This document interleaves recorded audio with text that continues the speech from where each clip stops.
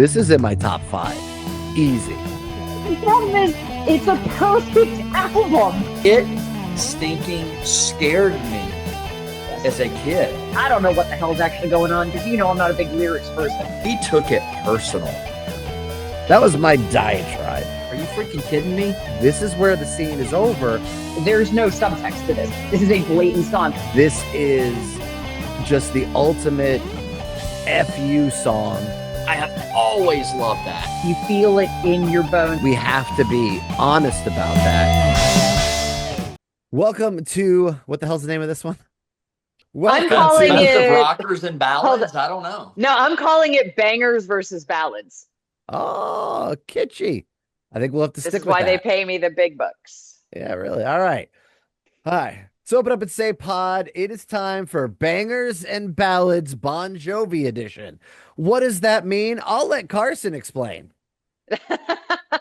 So we came up with this idea that obviously Bon Jovi is a band with such an extensive catalog, and we did allow for solo in this as well. So we decided that let's really quantify Bon Jovi, and let's pick our top 5 ballads and our top 5 bangers, our top 5 like high tempo songs, and then we have one overall winner. So we're actually each picking 11 songs.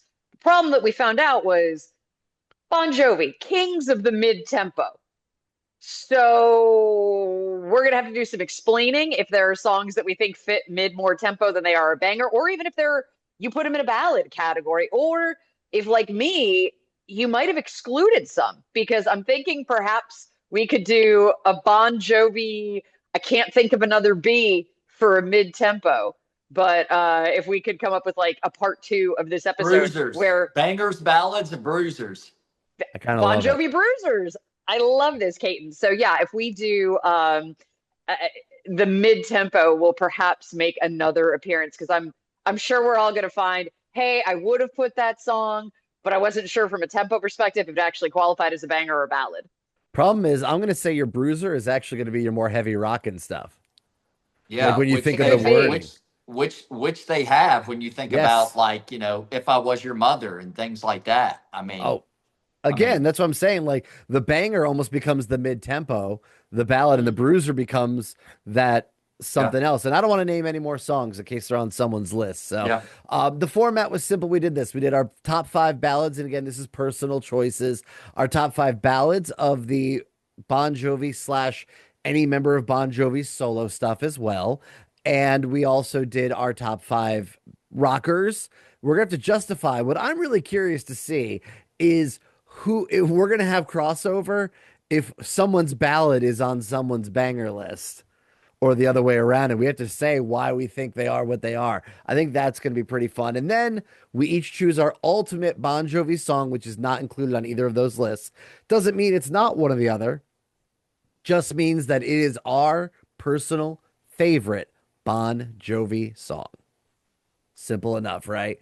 Yep. Kate, now I'm going to let you kick it off, and let's start in the ballads. What do you say? All right, guys, I'm cheating a little bit. Okay, so I'm cheating. Whenever I cheat, I always make that my 5th, right? So I'm opposed to A and B's unless it's number 5. And so I did go A and B here, buddy, instead of leaving something off as an honorable mention. So I'm gonna say on the ballad side, my 5A and 5B are In These Arms from Keep the Faith, which I adore that song, and This Ain't a Love Song. And I couldn't necessarily decide. I mean, I think about In These Arms from Keep the Faith, and it's a powerful song. It's always been one of my favorite Bon Jovi ballads. I love the lyrics. You're going to hear a theme again tonight. I feel like the lyrics in some of these Bon Jovi, specifically the ballads, is just poetry. I mean, I know that sounds cornball, but you think about, I want you like the roses need the rain, like the poet needs the pain. I mean, those are some pretty decent lyrics, right? I mean, come on.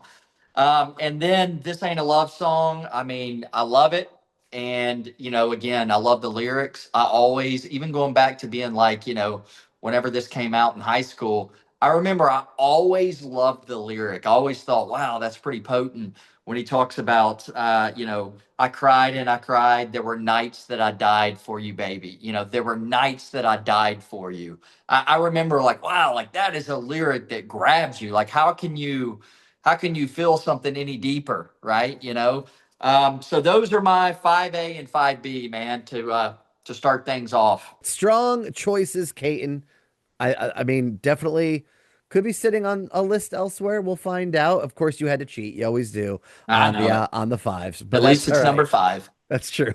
Carson, what you got for your number 5 ballad? I do have to give it to Caton for 5B in these arms. I'm glad that you mentioned that song. It could be on Hyde's list. I don't know. I can tell you it's not on mine, but you said that, and I'm like, oh, shoot. I'm going through my note cards. My number 5 is from Lost Highway. You Want to Make a Memory. It's such a cinematic song, and nobody does nostalgia like Bon Jovi. And this is another one that look, you can take the meaning for it, whatever you want. I take it as, these are people that maybe shouldn't be together right now, that there could be other people in the picture, but, or at least one of them has another person, but it's whatever is the pull is from the past is so strong that it's reared its head in the future. And that to me is quintessential Bon Jovi, because even when you're going back to those first couple of albums, when these guys were still kids, it's nostalgia. But Lost Highway coming out in 2007, when I was firmly in adulthood, it makes sense that this album and this song spoke to me, I think, in more of an adult way than some of those albums that I'm sure we're going to talk about that came out when we were kids. That Make a Memory is a very adult song, speaking to someone like me who was an adult when it came out, that I can, if you want to take it straight up as cheating, okay. When you're a kid, that's very black and white. And when you're an adult, it's still not right. It's still bad, but you can also see where sometimes nostalgia, whether it happened to a friend of yours and you think like, yeah, maybe everybody just needs to step out of their lives for a night. And I think this encompasses that. Great Yeah. selections. And a very powerful lyric that I've always loved in that one, when he says, you want to steal a piece of time. I just adore that lyric in that song. Yep. John's a poet. We know this. I mean, like, he wrote some amazing stuff and continues to. Just full disclosure, while we were in the pursuit of doing this, I really went through Legendary, or the new album Forever. I went through that album pretty deep, trying to find if there was something that I would really want to put on this list. And unfortunately, nothing had enough time to cook to put it on here. But I really, I'm still listening to lyrics going, okay, we all know John's vocal troubles. They're addressed in the documentary. They're addressed everywhere.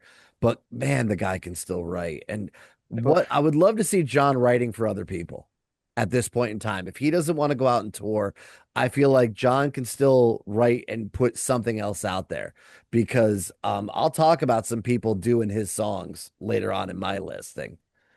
So my number 5, I'm just gonna get right into it, comes from Blaze of Glory, the Young Guns 2 soundtrack. Great shirt, Carson, I might add. Thank you. The back says Blaze of Glory. As it should. And that is a real legit shirt that I am just jealous of. So this is one of those, and I've got a few on this list. Credit to Bon Jovi. This is going to be, I feel like if you watched our Poison episode, you know how much songs from Flesh and Blood seem to mean more to us as we got older. I feel like Bon Jovi means more to me as I get older. Straight up, there were lyrics that I couldn't connect with as a kid that I can now. Even for the fact that the first one I'm going to say isn't like, oh, a universal theme. This is a story song to a point. It is the final song on Blaze of Glory by John Bon Jovi. It is Dying Ain't Much of a Living. And, first of all, it begins with Kiefer Sutherland. You wrote a 15-year-old boy straight into his grave, the rest of us straight to hell. So you got that sets the scene. And then boom, the music kicks in. Starting a song with the line, "A whiskey bottle comforts me and tells me not to cry." Are you kidding me? Like, okay, I'm in for a ride now. I get it. Like I say, for this to be the final song on the album, before Alvin Silvestri's Guano City. This is really the end of the album as far as John Bon Jovi is concerned. And lyrics like an outlaw is just a man to me and a man has to die. I hope someone will pray for me when it's my turn to die. And then that big pray for me. Like, yes, bro, I'm in. Some of John's finest vocal performances obviously are on this album, but some of his writing, you can just tell the inspiration he took out of this and out of whether it was the movie, the experience, whatever it was, to write an entire album thematically that goes with this, and yet songs can live on their own without it. Absolutely incredible. And Dying Ain't Much of a Living wasn't one of my favorites 15, 20, 30 years ago. Nowadays, easy. Yeah, the Young Guns soundtrack is one that for me has aged really, really well over the years. In my opinion, a lot of even individual songs, much less an entire album, for soundtracks are not generally my favorite. And I think if somebody tries to write a handful of songs for a soundtrack, it sometimes they can be watered down. And I just, man, I don't feel like at all that's the case for Blaze of Glory. So I'll say it right now, and if this made anyone's list, I'm sorry, but you really got me now is the clunker of the album. I'll say it. To this day, I it just doesn't also do it. this almost made my list. This would have been my top seven. And while I was going back and re-listening to the soundtrack, did you know "Dying Ain't Much of a Livin'" is actually from Outlaw Josie Wales? It's a Clint No. Eastwood line.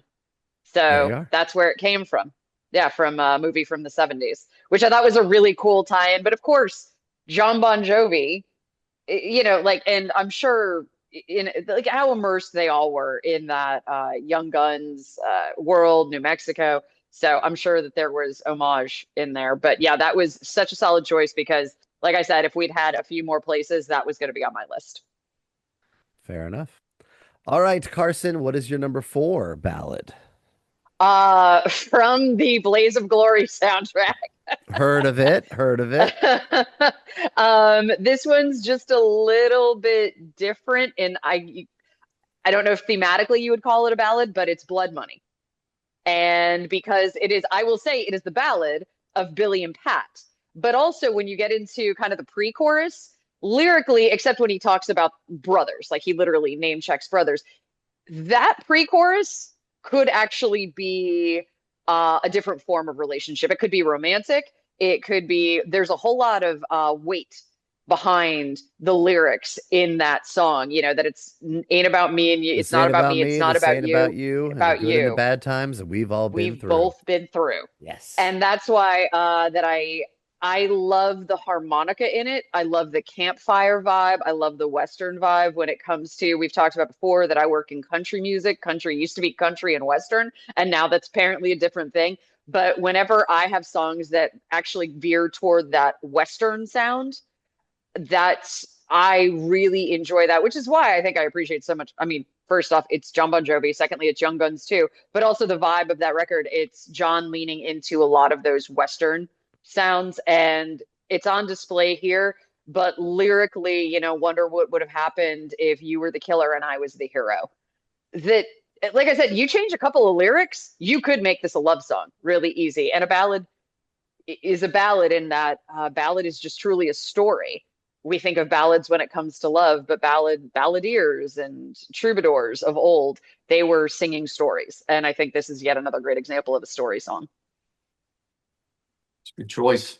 Absolutely. I mean, again, anything that's going to come off Blaze of Glory, I'm going to be fully in an endorsement and a support of. So no questions asked out of Sounds me. like it's going to be represented this evening. It might be. It might be. I tried to not go crazy. So there'll be some startling omissions from this album, honestly.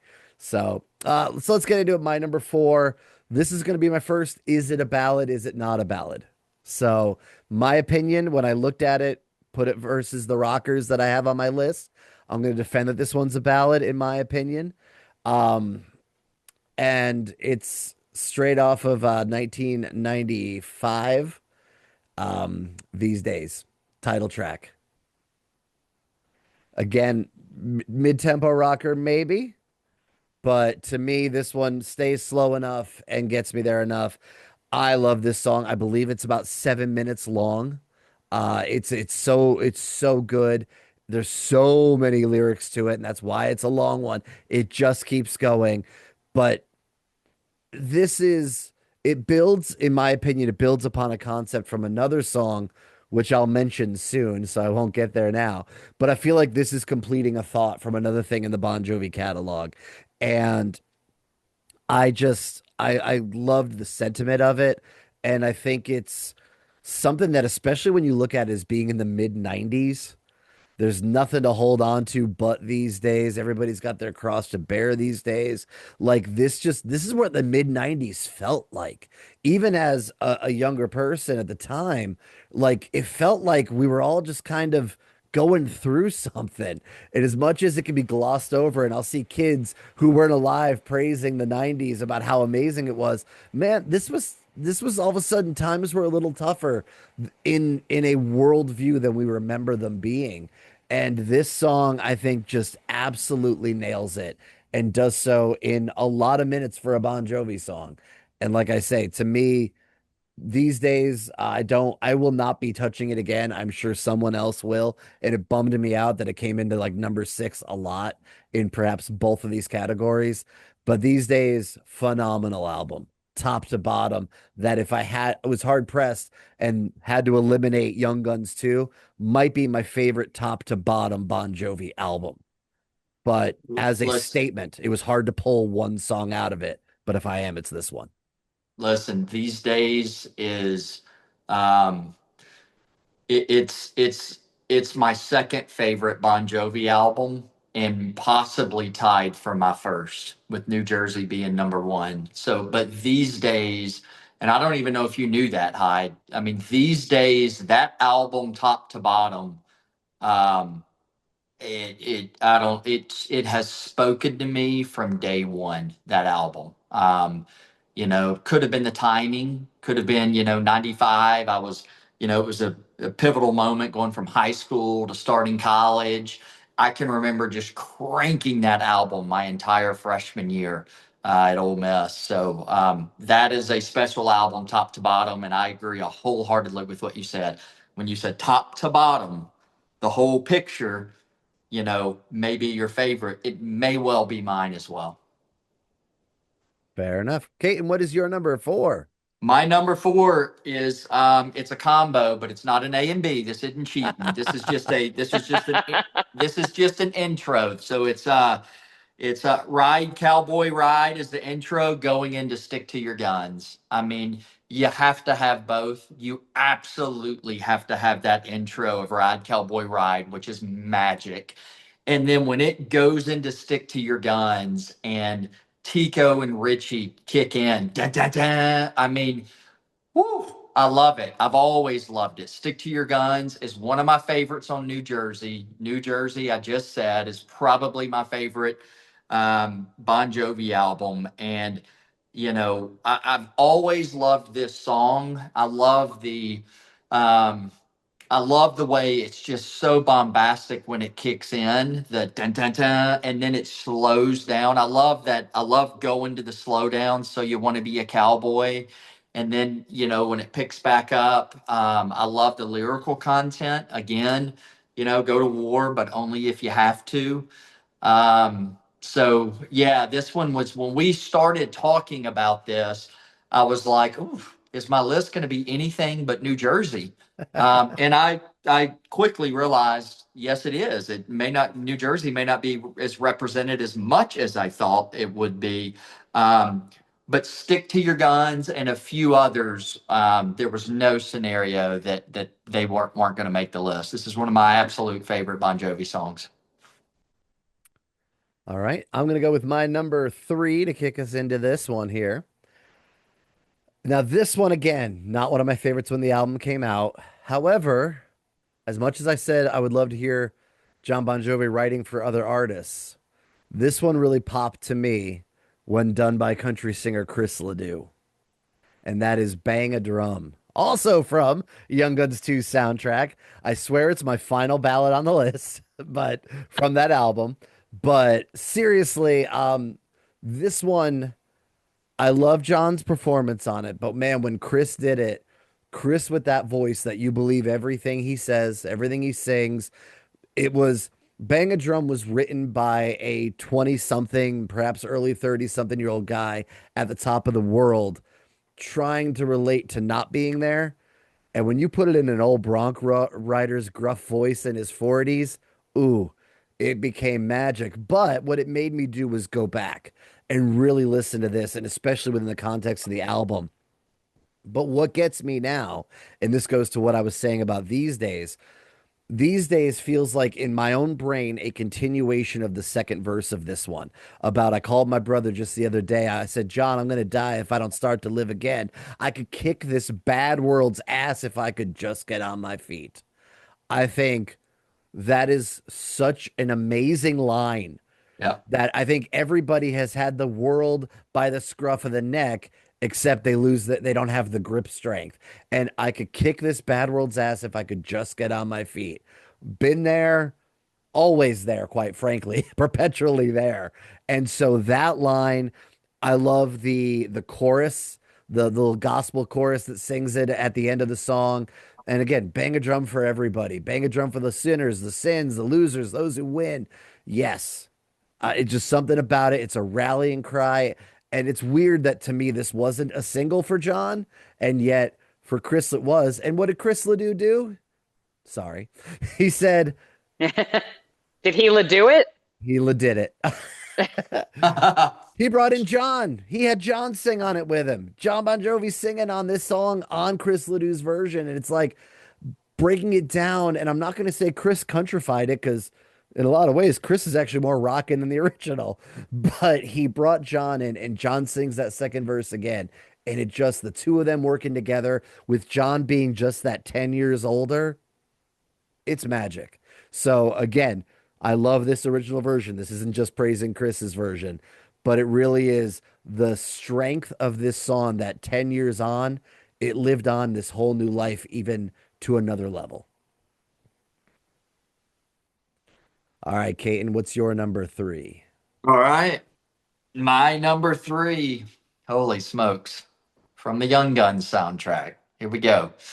Um, I'm just going to tell you guys, um, had it only based on principle and the fact that I felt like we were slightly cheating by allowing John Bon Jovi solo songs to be included here.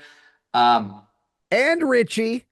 and Richie, you're right. I just want to say what I'm about to mention. Um, it may well be my overall number one ballad that John Bon Jovi has ever sang on. I didn't classify it as number one, and I had a lot of debate and heartburn with myself this week. I kept that a Bon Jovi song because I felt like this list deserved that a little bit.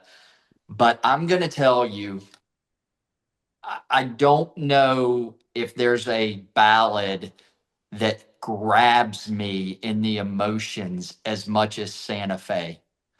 Um, it is easily, I think, John Bon Jovi's best vocal performance for a ballad, for a slower song.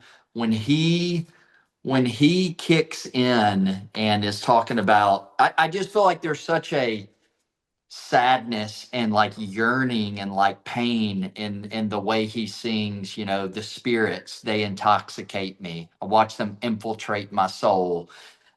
I don't know, I just feel like it grabs me more, the emotion in that song, than other ballads. I've always loved this song. To me, it's easily the best track on that entire soundtrack. I mean, there's just without question. I think it's one of the better ballads. And again, if it had been on a Bon Jovi studio album, it would be my number one, and there would be no question. That's how magical I think this song is. So yeah. I enjoy your self-imposed rules because we all do it. We are Yeah. such nerds that we create our own rules and our way of doing it. I'm just gonna be honest. Santa Fe did not make my list, so Oof. I love the song, but it did not. It's not here. So Carson, I what is? also Oh, love how much we are showing love to the Blaze of Glory soundtrack because I know how much it means to Hyde growing up with him, how much it means to me. One of my favorite movies of all time, obviously the soundtrack. I just didn't realize you were such a fan, Caton. I mean, I know what a Bon Jovi fan like you are, but I love how much we're just showering this with Yeah. all the adoration I tonight. mean, have we hit half the album already? I And think we well, might have. Because I had and two, you each had one. We're at 4 out of 10, so we're getting there, and and we haven't I even mean hit the for rockers. I want to stay on Santa Fe for just 20 more seconds because I don't think I did it The justice. floor is yours. I really do. I really do think that I think it's his best vocal performance. Maybe period. I think it is his most emotion drip like I just it feels so sincere to me when I watch the way he delivers. Once I was promised absolution, there's only one solution for my sins. And then just the way that only one of us is going home again. It's his delivery is what I'm trying to say. His delivery of the lyrical content. I blame this world for making a good man bad. I feel like if there was going to be a final John Bon Jovi vocal performance and I could be there or hear it and I could help choose what that would be, I think it may be Santa Fe for me. Um, so yeah. All right, Carson, Do you what you got guys to say? think, perhaps, do you think that because there's a big pressure in being the Bon Jovi in Bon Jovi, right? Like that's his name. And you've got these guys, you're all a team, but you're relying on each other that you have to nobody can falter, right? To make Bon Jovi the juggernaut that it is. And while I'm sure there's a pressure of everything being on your shoulders, literally calling it John Bon Jovi, but if there's a freedom in the hey, this is songs about or inspired by a movie, do you think that left him some creative maybe the pressure was off, but also that pressure off because I was thinking the same thing going back and listening to this album. I'm like, holy crap, I John's never sounded this good. And I don't think that's a tough argument to make. Listening to the entire album as I have over the last couple of days, that I was like blown away. I'd forgotten just how good he is. And I wondered if because there is almost a relaxation in the reins, or yes, they're in your hands, but they can be a little bit looser because I think there's less pressure. Could Is it be possible it's because you don't have to leave room for anybody else? Like, Yeah. in all fairness, you're not sharing the stage with the guitarist with Mystique. You're not sharing the stage with other guys who want to call the shots as well. And that's not a negative toward anybody, but it's literally you can go as balls out as you want. And also because it is just a soundtrack, if it doesn't do well, let's say it doesn't earn you an Academy Award nomination, it doesn't earn you a Golden Globe, it doesn't earn you an American Music Award. Let's just say none of that happens. You could say, look, it was something I did for a movie. Like it's not really part of the yep. lexicon. It's not part of the story. Yeah, Hey, I was just having a little fun. It was a lark yeah, that you I can needed a dismiss break. it. Yeah, yeah, yeah. Or you Yep, could I choose That's had I not why. to. had some spare time in our calendar, and I decided to slot it in. Yeah. Yeah, it did something to answer your question, Carson. You said, "Do you think?" I mean, I did something. It liberated him somehow. It freed him up somehow because it's magic, and Mhm.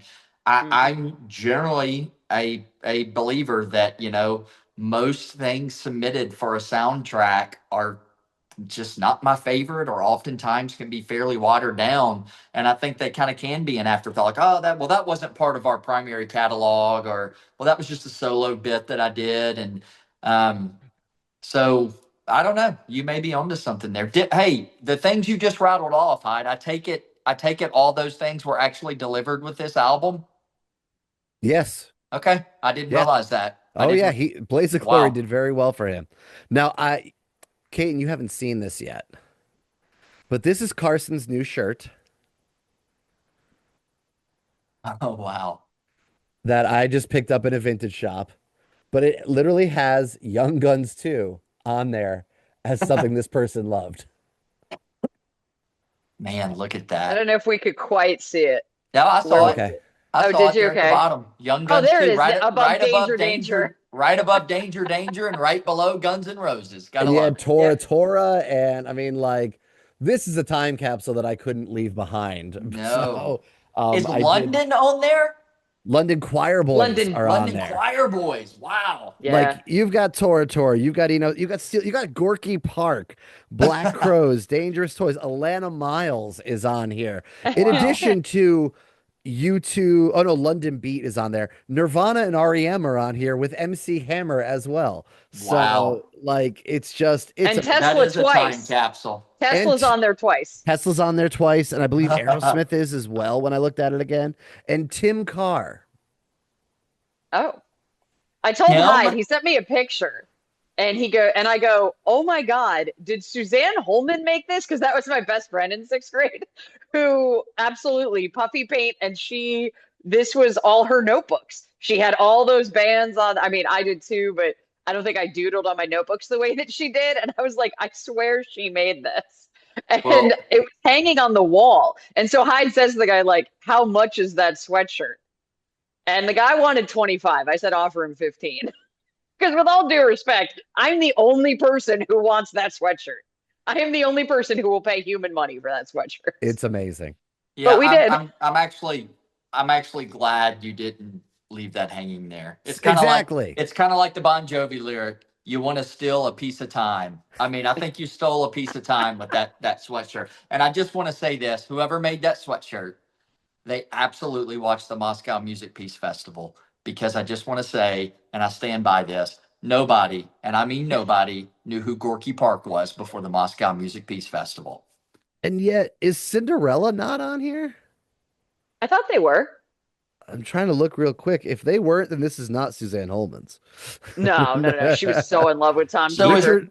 Richard it Marx is on here. is anything on the front, or is it just the back that's loaded up? No, that's the front. The back is study whenever, rock and roll forever.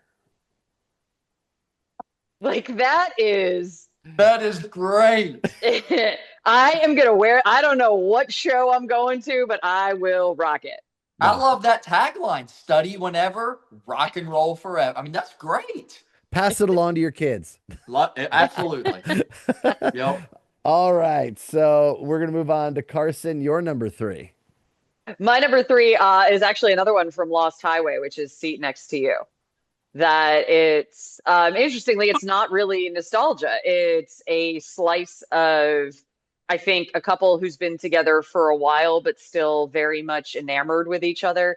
And it's an idyllic version to me of love and um, just, that whenever you talk about, like listening to the radio, that's always going to kind of grab me. But I love the, like, your head on my shoulder being in the downtown bar. It's just it's sweet, it's lovely. And I remember when Lost Highway came out, I think I was working at the rock station and we gotten a copy, so I felt like I was more familiar with this record than I'd been with some of the stuff of the last 20 years. And I realized that being in firm-footed adulthood, there's a reason that, because I'm not the biggest Ballads fan. I'm not really, like, if you ask me to make my dream set list for bands, very rarely do you find ballads on there. But Bon Jovi, lyrically, there's always been a tug at my heartstrings with ballads, and this one, I like that it's not sad. I love that it's wistful, and it's just I think a lovely slice of life for a couple. All right. So that brings us back around to number 2. So, Caton, give us your number 2. All right, my number 2. I had some difficulty deciding what my all-time number 1 ballad was, number 2. So I went back and forth with this.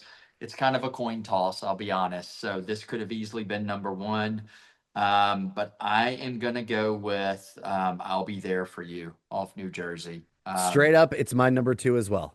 Okay, so it was until most of the week it was my number 1, and then I just, I went back and forth and kept listening and listening, and finally I got into I watched the videos and it was the videos that decided it for me. Like what it meant to me watching the video and remembering watching that back in the day, and that was what kind of made me decide on what's going to ultimately be my number one. But yeah, I'll be there for you, man. It is. It's one of my all-time. It's one of my all-time favorite ballads, not just Bon Jovi ballads. I think this song. Obviously, I knew and appreciated Sambora's background vocals. On "Slippery When Wet," I knew that there was something different about his background vocals, that they were really contributing in a way that other background vocals don't necessarily always do. I think it's this song where I fully realized the magnitude and the power, and that this song would not be the same song without Richie Sambora. And just when you think about him,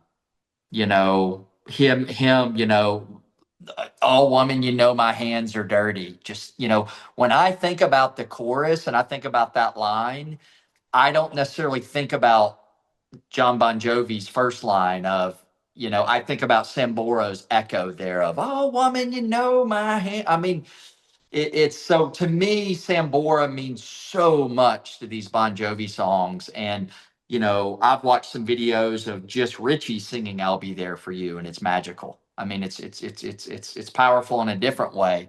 But I've always loved this song. I've always thought it was one of their better ballads. I remember being a kid and loving the line about the birthday. "I didn't mean to miss your birthday. I wish I could have seen you blow those candles out." I mean, I still think that's a great lyric. But yeah, man, this one's always meant a lot to me. And I still love it. So I remember like this one as a kid, like definitely was always around. I remember people who knew I was a rock guy and this was popular, so kids had heard it. But like they'd all come to me and they say, it's not 5 words, it's six. "I will be there for you." And I'm like, it's a contraction. It's not that for some reason that hung up with people. Like when you say these 5 words, unfortunately, it makes people want to go back and count. It's just the way things are. Um, I was sitting in a diner with my girlfriend, maybe somewhere in the last year, if not year and a half, and this song came on. And this diner, it's like a 50s vibe diner, totally old school. And it comes on, and I'm just listening to it, and she's listening to it. At the end of the song, I turned to her, and I know I've said this to Carson. This may be the most perfect pop song written ever. Straight up. And by pop, I don't mean like pop music. I mean not classical music, not, this was starting with the intro, the little brown brown, and then the lyrics, obviously. Um, when you are listening to the song and you're singing along, you're not just gonna go, "I'll be there for," you go, "I'll be there for." Tico's important. Yeah. Like every band member has a moment in this song that if you pull any of it out, it loses something. So I'm going, how many songs are you doing the drum fills if you're not a drummer? How many songs are you singing that backup line? I like the one where it's, "I wasn't there when you were happy," but Richie sings, "I wasn't there to make you happy." Like, Yeah. I mean, like you say, is it about what John sings or is it actually about what Richie sings? Them using that technique, because even "The Hands Are Dirty" is two kind of different lines. They're Yep. not identical. And so, like, to use that thing of almost having an inner conscious or, a monologue, inner monologue, amazing use of something like that. And like I say, I don't know that there is a more well crafted song all the way through than this piece. This is something that in my opinion should be studied because its hook is good. Everything about it sets a scene, and then you come back to the bow bow down bow down. I mean, it's honestly it's a masterpiece.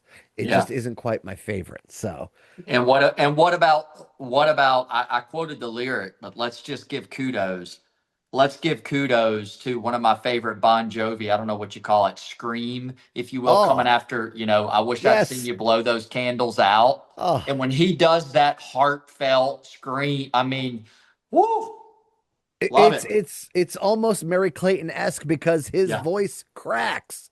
Like that's the cool part about it. It's not like it's it's like oh okay something happened there and Yep. it's amazing and it's Yep. still got all the dirt and all the distortion on it too. It's not a pure note and it's no again this is I don't ever use this but this is the chef's kiss of music in my opinion. I cannot say enough about how great a crafted song this is. So I'm gonna say enough right now. Carson, what's your number two? Wow, you guys had a lot to say about that, and I feel like I could have added much, but we're going to roll right along. Actually, Caton mentioned this one a couple minutes ago. This Ain't a Love Song from These Days came in at my number two Oh, wow. because it's another twist of lyrics, the meaning of it. There really are some, for lyrics that you don't necessarily take on the surface as complicated, uh, there's really thoughtfulness and there's craft and even just like fools or know-it-alls and I played that fool for you just twisting it's a really that line itself is so stabbing honestly in both directions, right? Because it's a shot not just at her but it's also the like him bleeding out the I played this for you and the to even say this ain't a love song, like, oh, I mean, it when you then listen to the entirety of why, because if like you're listening to the DJ on the radio, like, oh, I got Bon Jovi, this ain't a love song, and you're like, oh well, then you listen to the lyrics, you're like, oh, but my heart just got put through the shredder. And like we've talked about a million times how much I love angst in a song. I lean on music to make me feel. And this is another one of those songs that I think is a bait and switch in that it makes me feel. And that's why it's so high. All right, so I'm gonna go into the number ones, and I'll What you start. got? And you know me, if there's anything I prove every time I do a list, I'm all about that bonus track. I'm all about that non-album track. So let me take you to Crossroad, 1994. The ultimate Bon Jovi ballad, in my opinion, is Always. Now, this thing originally they tried to write it for the movie Romeo is Bleeding, and hence the first lyric. But then John saw the movie and hated it, and he's like, "No, you can't have my song." So it ends up being this bonus track, and you're talking 1994.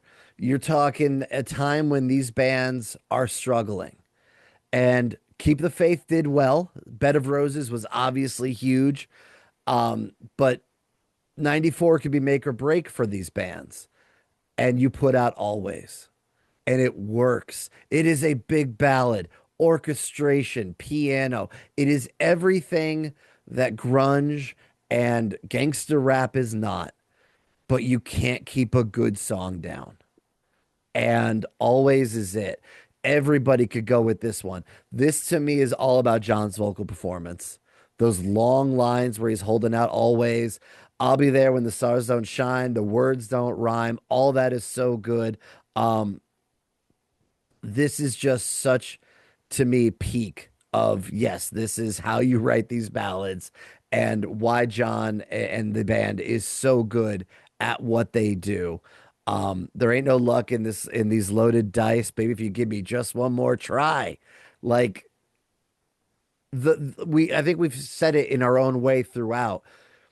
I'm not sure anyone writes a better two-line phrase than John Bon Jovi that then he has to figure out how to rhyme. And I don't mean that as the next lines fall short, but I mean we all read one line, the beginning of a rhyme, and go, "Oh, damn, you got it!" Like I don't even care where you go from here because it's that good.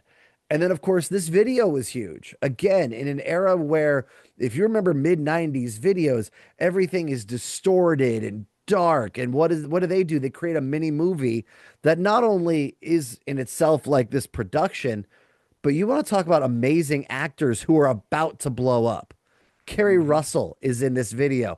Carla Gugino is in this video. These are people who are about to have amazing, lengthy careers, respected careers.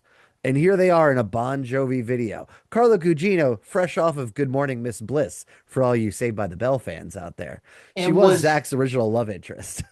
I was trying to also the painter guy that was painting, he went on to be in 90210. Yes, yep.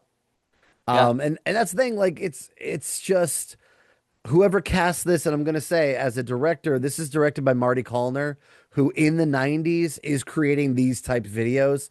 When you would see, because MTV started adding directors onto things, if I saw Marty Callner or Wayne Isham on a video, I knew number one, it was probably a band I dug, and even if it wasn't, it was a killer video. Someday we'll get into videos more, I'm sure, but just had to give a nod because this one, to me, the song lives side by side with the video at a time where neither one of them should have gone anywhere.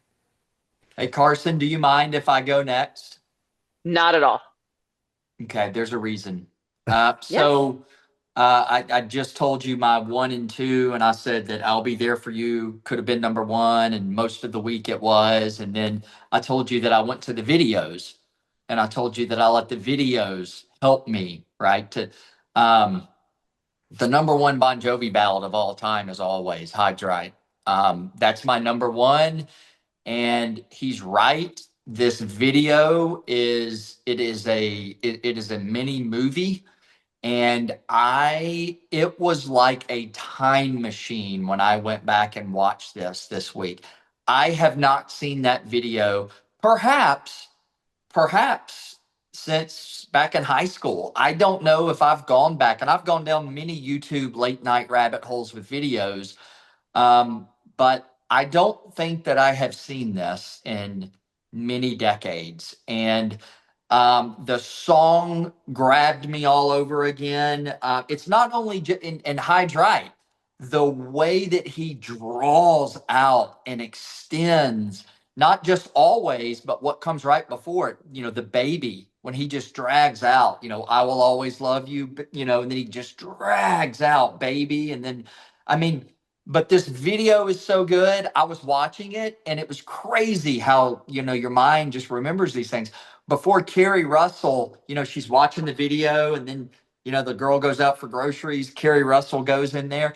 I thought to myself right before that scene hit, I was like, I'm pretty sure Carrie Russell's going to be in a green bra. And then sure enough, and I remembered that from back in high school. It was just burnt in here, but it's No Carson, shame in that. No shame in that. Yeah, Carson, you have said before that you like the angst, and you have said many times that you like a guy that will yearn for you.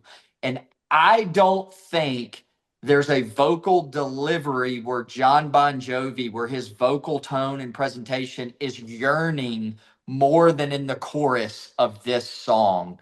And it's my number 1 all-time best Bon Jovi ballad. I completely agree with everything you said, Hyde. I'll even go when he hits it the first time and all the music drops. When he hits it that very first time, there is when you're recording vocals, you put a little bit of dirt on it, as we say, or you put that you want that echo on there. That thing is so almost stripped back and pure that is your angst, and that is your neediness, and that's better than adding any to everything Joe Elliott ever did. All right, you're up, Carson. Spoiler, I did not pick Always. So mine actually comes from Slippery When Wet, and it's Never Say Goodbye. Oh, Because this song I will tell you right now, Slippery When Wet, I can't tell you definitively it's the first record purchase I made on my own. And by record, I mean it was a cassette, but it is the first cassette I remember I didn't walk in with the money. It was my dad's money. My dad came with me, but I remember asking for Slippery When Wet. And as much as there are other songs that I will get to from Slippery later on in this episode, this song, even as a child, not necessarily understanding the emotion, not understanding the longing that's in this song, the vocal delivery as a child hit me.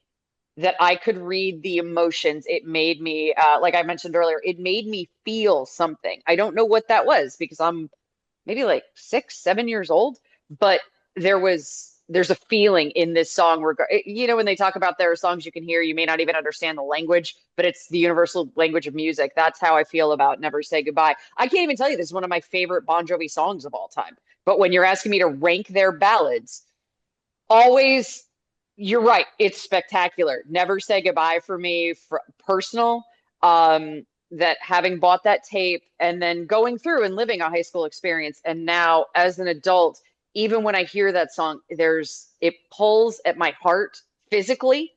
It still makes me feel something, and it's not necessarily something that I had. I didn't have a boyfriend to go to the prom with that I was fighting with, but hey, they played our song. It's the universality of this song that I think it's a powerful song from a guy that I think was very young and yet still understood the depth of emotion even at that age and was able to parlay it into these beautiful works of art that still touch so many people and touch us through various ages of our lives. So yeah, for me, I swore I'd never let you go, and yet the whole he had to. Like, this song is obviously they're not together anymore, and there's such power in so many of these lyrics that it's just undeniable to me. Yeah, I'm glad you mentioned this one because I don't always do honorable mentions, but for Bon Jovi ballads, there was too many not to do honorable mentions. And this was the first on my list of honorable mentions that if it didn't make someone's list, I was definitively going to throw it out there to give it its props and to give it its time in the sun because I agree this song makes you feel something. And when I was going back this week and listening to it, I'm the same way. It's not a ballad, it's not a Bon Jovi ballad that immediately springs to my mind when we said we were going to do this list. I was thinking I'll be there for you, some of the others, but when I was going back and listening to them, this one made me feel something. It was there was a nostalgia aspect to it of even at the time, like as a kid, there was a nostalgia aspect to it, because like you said, he was a young guy, but clearly he was already singing about something that had, kind of come and gone. So I'm glad you mentioned it. I'm going to throw out my other two honorable mentions. I won't talk about them, but I have to get them out there. Um, I Want You off Keep the Faith. I've always thought that's a gorgeous song. And then um, almost made my top five. Hearts Breaking Even. I love it. I absolutely love that song. And yeah, just want to throw them out there. There's a lot of Bon Jovi ballads that could have made the list. There are. Speaking on Never Say Goodbye real quick. When we did our Poison one, I said that Cry Tough had to walk so that Life Goes On could run. To me, Never Say Goodbye had to walk so that I'll Be There for You could run. I always, in my brain, I couple them together. I don't know why, but I do. Like, not that they're one song, not that they even express the same idea, because they don't, but I feel like one is the prototype for the other. It's we almost got it. We got 85% there. Now we can get to 100. That's how I look at it. With 3 more years of experience or 2 more years of experience, we can make it, we can do that one better. And again, that's Wait, did just you guys have the same top two ballads? yes, That's funny. I because love it was that. the right answer. I, So now I've got that a when we get into the bangers or the rockers, whatever we're calling them, the bangers. I've got another. This had to walk before this could run, and I'll be shocked if when I say it, one of you doesn't say. I've always felt this. Like I also feel like those songs are kind of connected. So cool. coming up, I'm gonna hold. That's a tease. That's a tease. That's a tease. So hey, let me just say, I'm beyond surprised, beyond like flabbergasted type surprised. I know how passionate, definitely you, Hyde, are about the Young Guns, Blaze the Glory soundtrack. More than I am coming into this. I am floored that neither of you. I cannot believe that Santa Fe wasn't on your list. Like I'm serious. Blows my mind. Blows I my get mind. it.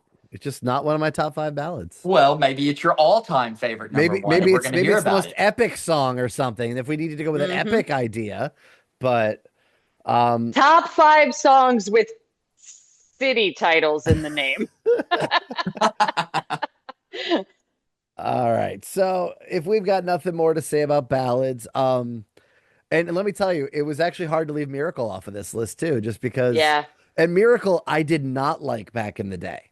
I was not a fan of Miracle when it came out. I always felt it was weaker. And somewhere along the last 5 years, honestly, that's how long. Now Miracle has worked its way up, and I really, really enjoy it. So, again, slow burn, 30 years of listening to this album and pretty much skipping track 2. It's something I don't do anymore. So there's not a clunker on there. All right. Let's go with the bangers. Let's do it. All right. I'm going to kick this one off, and I'm going all the way back to the beginning. I'm going back to Power Station. I'm going back to little John Bon Jovi recording various versions of a song, trying to get it picked up before putting together a band. And that song begins with da da da da da da da da da da da da. It is Runaway.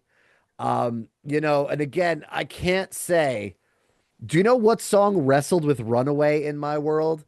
And again, if it's on your list later, let it lie for a minute. It was Runaway versus Keep the Faith.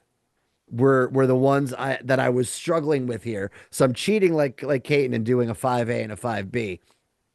But I wanted Keep the Faith to be on this list so badly. And yet I was down to it takes Runaway out if I do.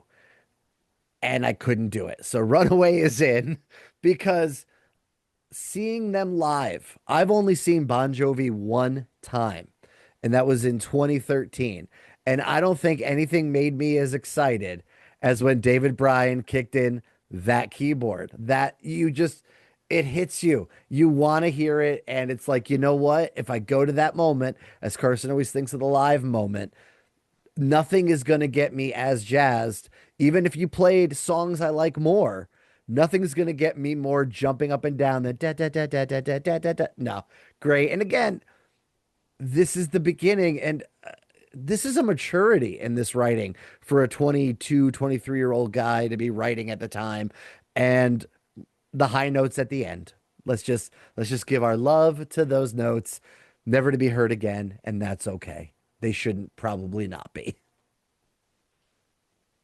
All right, let's go to Carson's number 5 banger.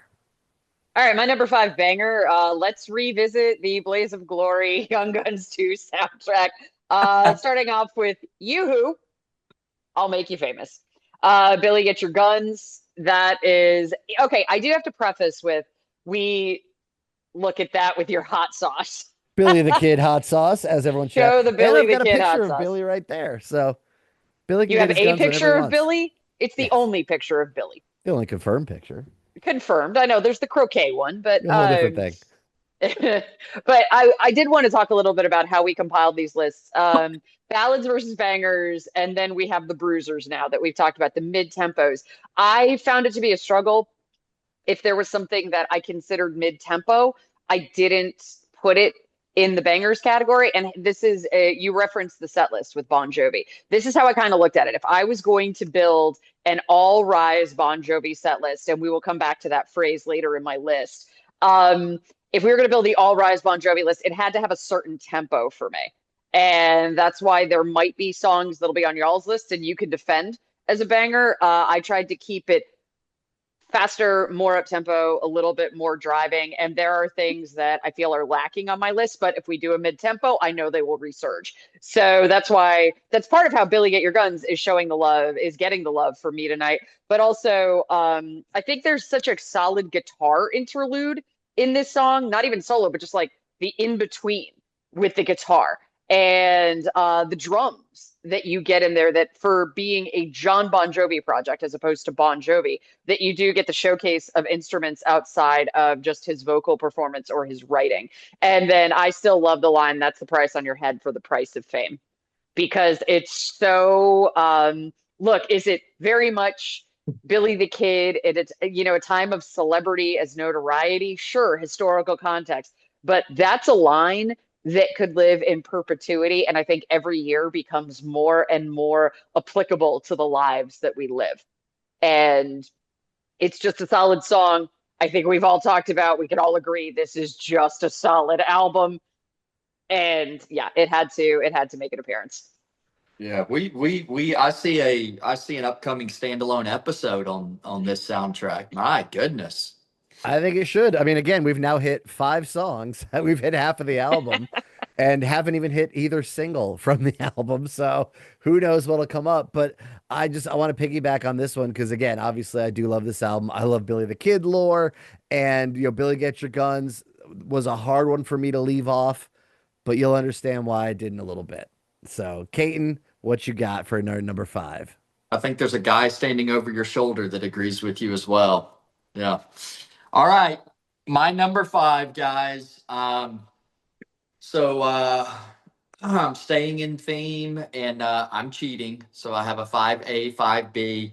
Look, the reason I did this on this one is these songs have both, for me, um, suffered from kind of overplay over the years. And so I don't go to them as often.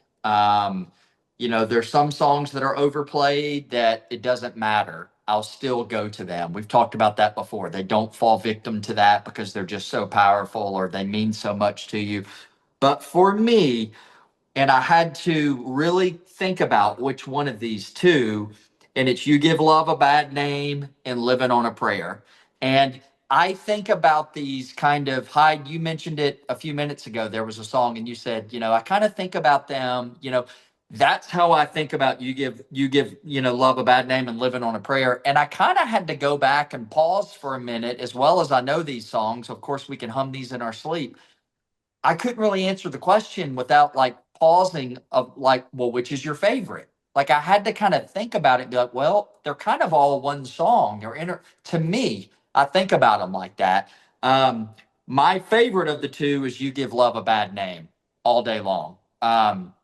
So um, that's my 5A. My 5B is Living on a Prayer.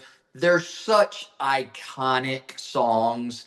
I mean, if you're introducing somebody to Bon Jovi, if you're introducing somebody to this genre, you're probably going to play them one of these two songs.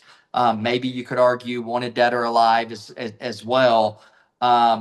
Speaking of Wanted Dead or Alive, if that's a ballad, how did that not make anybody's list? Interesting. But so yeah, that's my 5A, 5B. And again, my favorite of the two is You Give Love a Bad Name. And I will tell you this, that probably it wasn't until I was late in high school that I did not realize, and I shouldn't even admit this, that he was not saying shot through the heart. My whole stinking life I thought it was shout through the heart. And I understand that doesn't make sense. Shout through the heart. Logically, why could I have not figured out why would he write that? That doesn't, but I remember like it was yesterday, the day I realized that it was shot through the heart. And I was like, it changed my life. I couldn't believe it because it changed. I was like, man, my whole life's been a lie. I thought it was shout through the heart. So All right, going into number 4. Caton found out his whole life was a lie. Carson, what do you have to say about your life? I have changed shirts. Yeah. I have put on my Crush shirt because coming in at number 4 is "It's My Life" from Crush. This is the first Bon Jovi album as an adult that they had. I think it had been 5 years that we hadn't had Bon Jovi music. And 2000, Def Leppard had put out Euphoria in '99, which was a good step.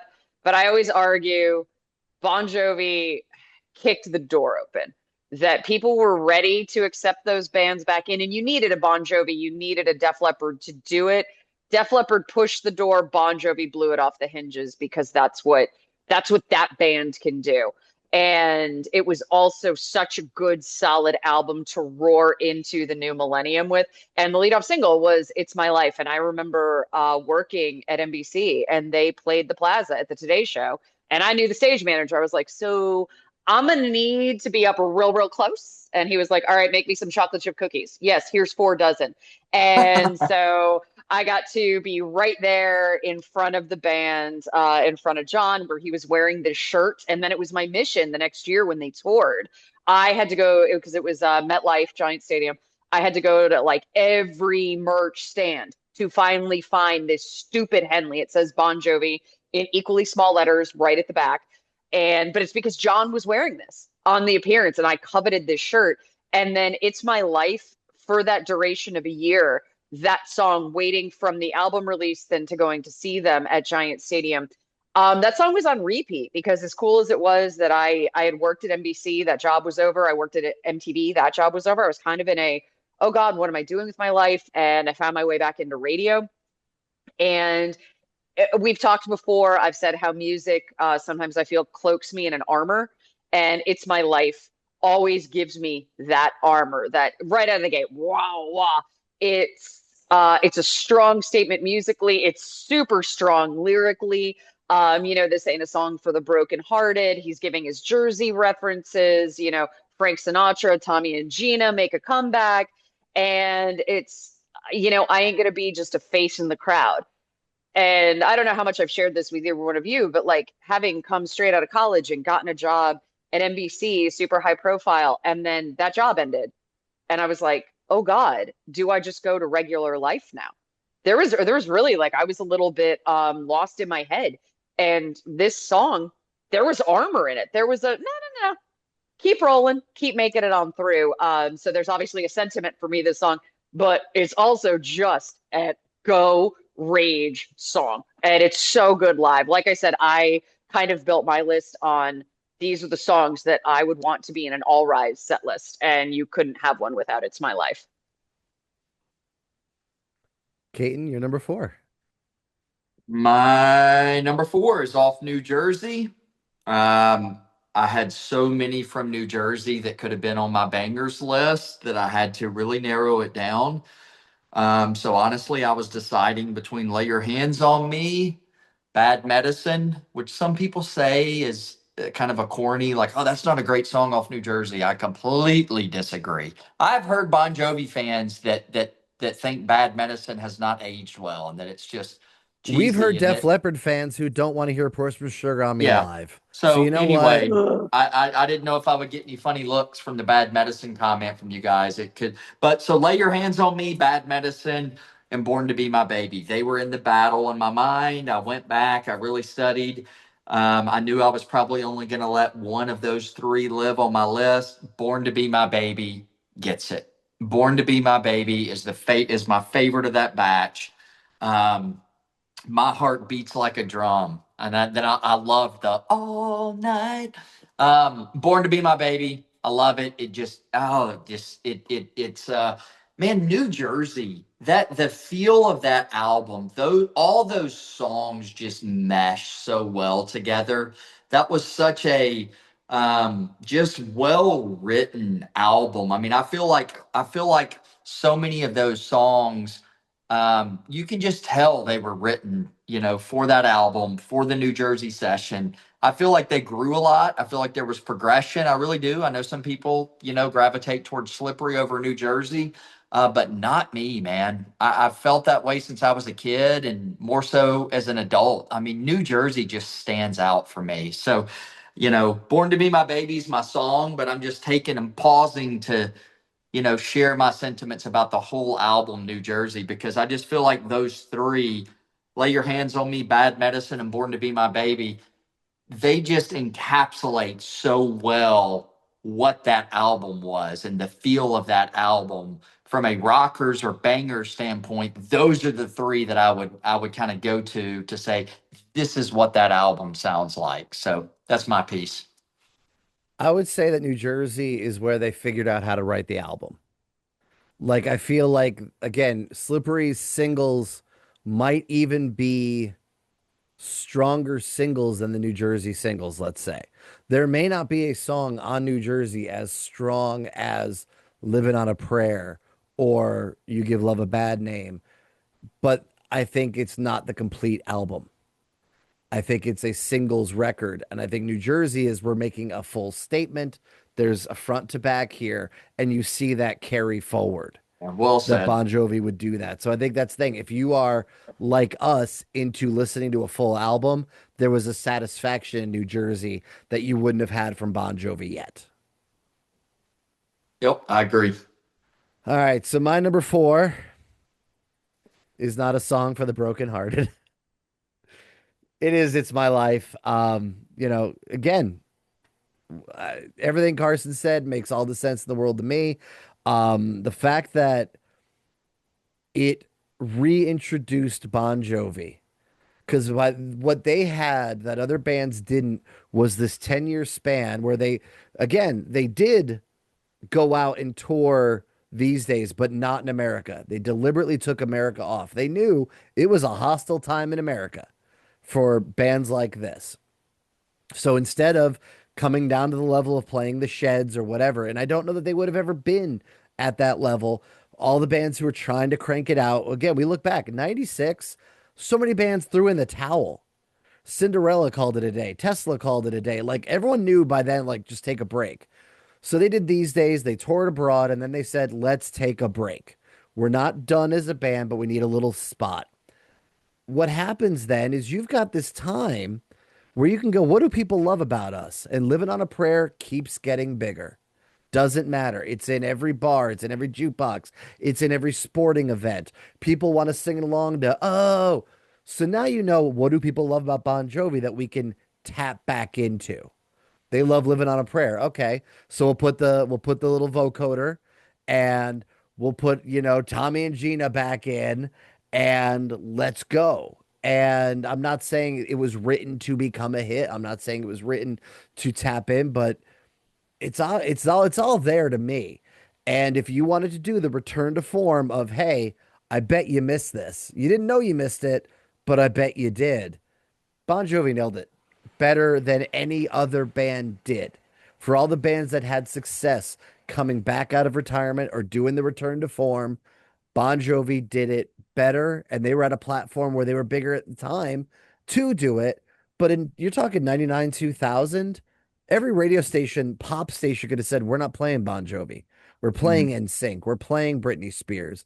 And you know what? Again, they said, nah, there's something here. So to whoever decided to play these old guys at that time, thanks because it worked and it's phenomenal and it's a great song. However, in typical me fashion, I do not accept the album version as the definitive version. The radio version, the David Buscambi, I believe is how you pronounce it, mix, is better. Check it out. It is the one that you heard on the radio. It has a little extra production on it, a little bit more industrial sound to it. It's the one that was on pop radio. It was the one that was on rock radio. And when you got the album, it was just a little more stripped back. I'll take the David Buscambi mix any day. Yeah, on this song, I want to chime in a little bit because it's not on my list, and since both of you had it on your list, Eye you're roll. it's kind of one, to be honest. Obviously, I didn't forget about this song, but I think for me it fell victim a little bit. My list outside of um, Santa Fe is all Bon Jovi, and it's all quite frankly, I think it's all.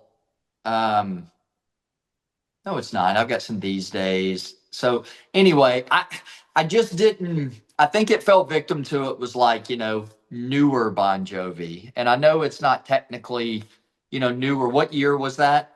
2000. Yeah, 2000. but So would you say your list is not old, just older? yeah, there you go. Exactly, precisely. But what I'll say about this song particularly is number one, Tommy and Gina were so iconic. I do think it was cool that they did bring them back. One of you referenced that. I'm a I sucker think for a Hyde. callback.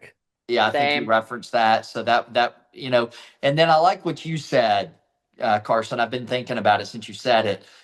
This song is very empowering. This song is very, I think you said it's like armor.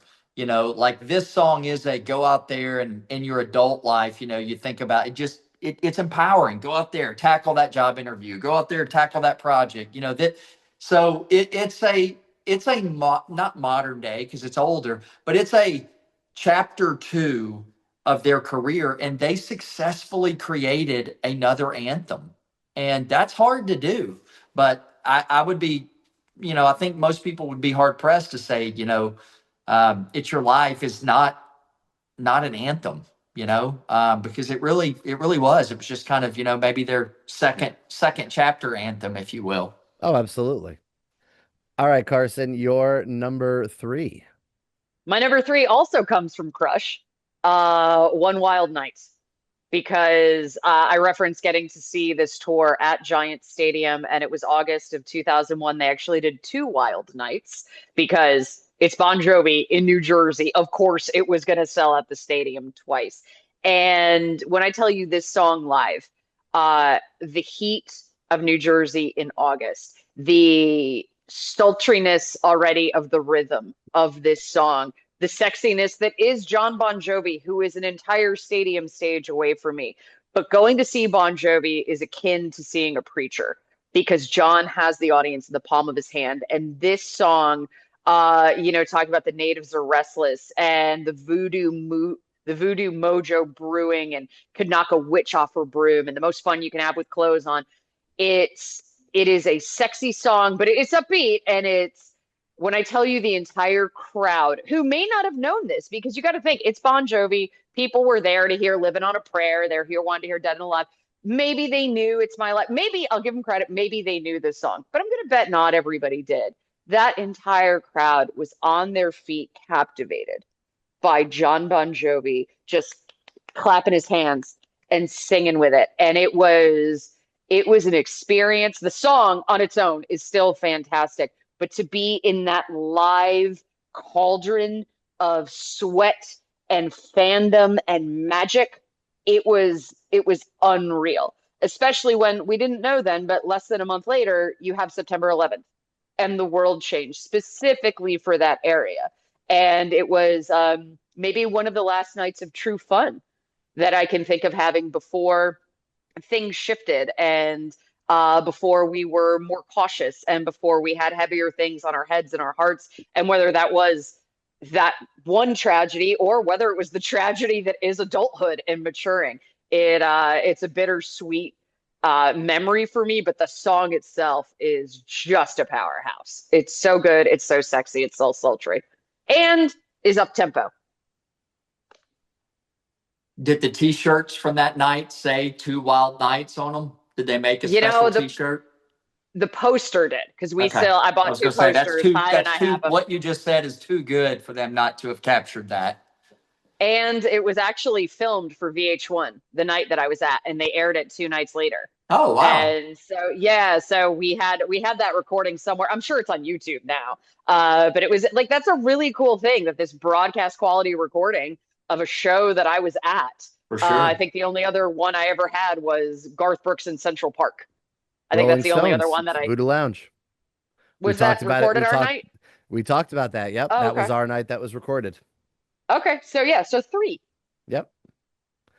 And Storytellers and oh yeah, we've been to Crossroads. Sure. It was Crossroads, whatever. Yeah. Whatever we've gone to, it's fine. Viva Hysteria. Actually, there's a bunch. I have a really, really cool bootleg recording of a Faster Pussycat show I went to. So, I mean, does that count? I do have to tell you, the 2 openers for the show that night were Sugar Ray and Lit. Or no, not Lit. I'm sorry, Eve 6.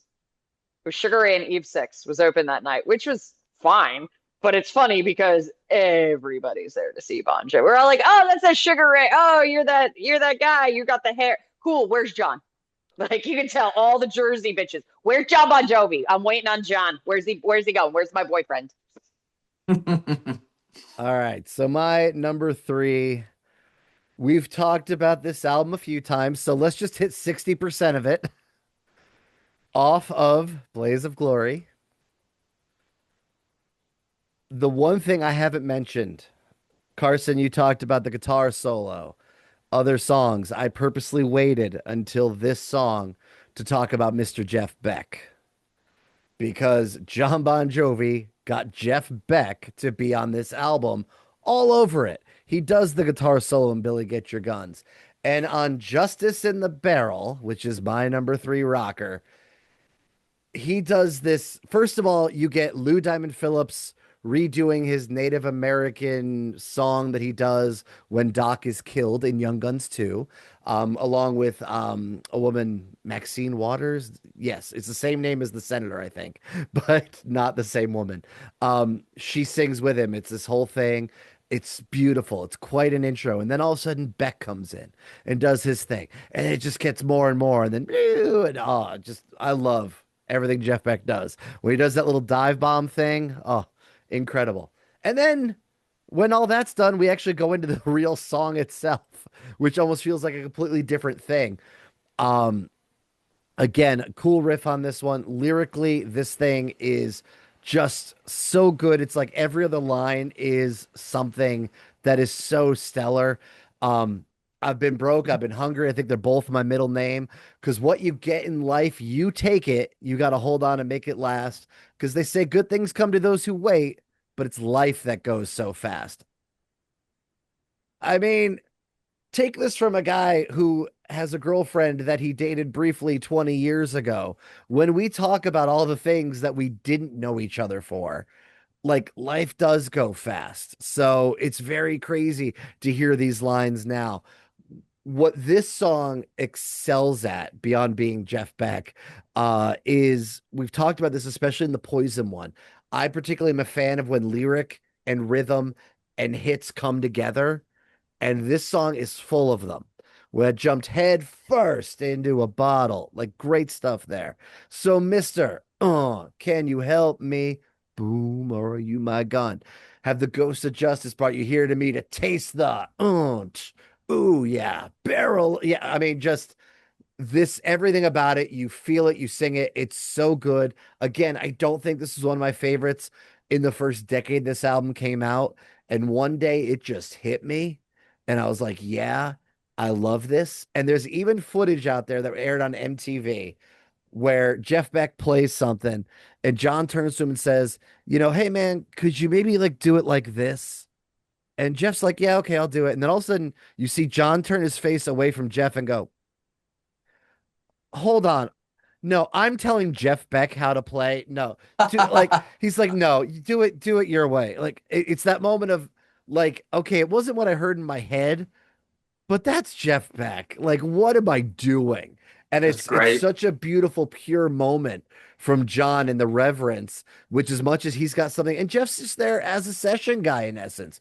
Jeff's there to lay down what he wants. Jeff's not getting mad about it, but it's just that moment of like, okay, who am I, little John Bon Jovi from New Jersey, telling the guy from the Yardbirds what to play? Like, it's such a cool moment and it just adds to the lore. This song is again, I think 7 minutes long, and between the intro, Jeff's big moment, and then the whole song, it's just to me, it's a masterpiece. I just love this song so much. So, but it still only came in at number three. What can I tell you?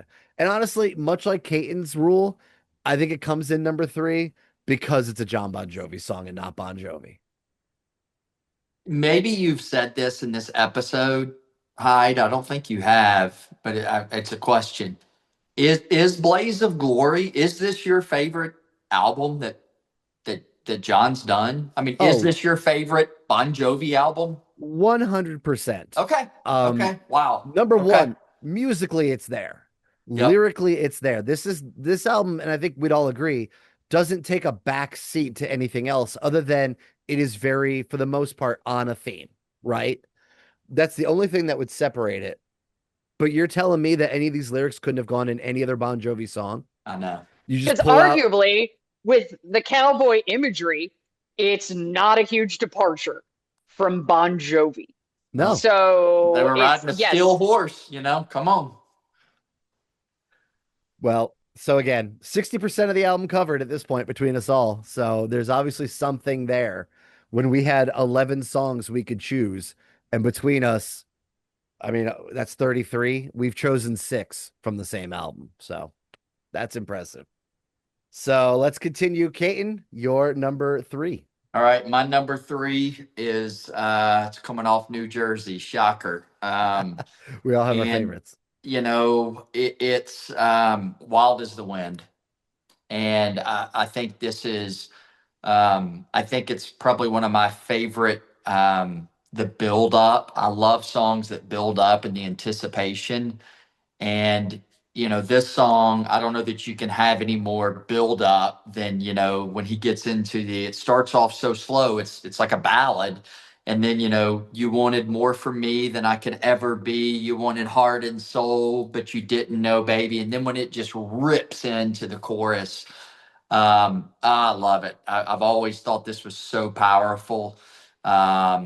And yeah, I mean, so much of my list is it's kind of like, it's kind of like New Jersey is my Blaze of Glory, is my Young Gun soundtrack. So this one's unique though. I felt like,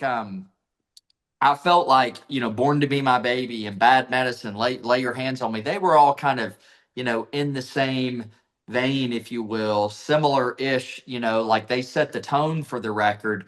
But then I felt like this album really gave us some deeper, more unique tracks like Wild as the Wind or Stick to Your Guns, a little bit more meat on them than those other 3 that I mentioned. And this one's always been one of my favorites, and a big reason is that build up. And I just thought it was super powerful in this tune. No arguments from me.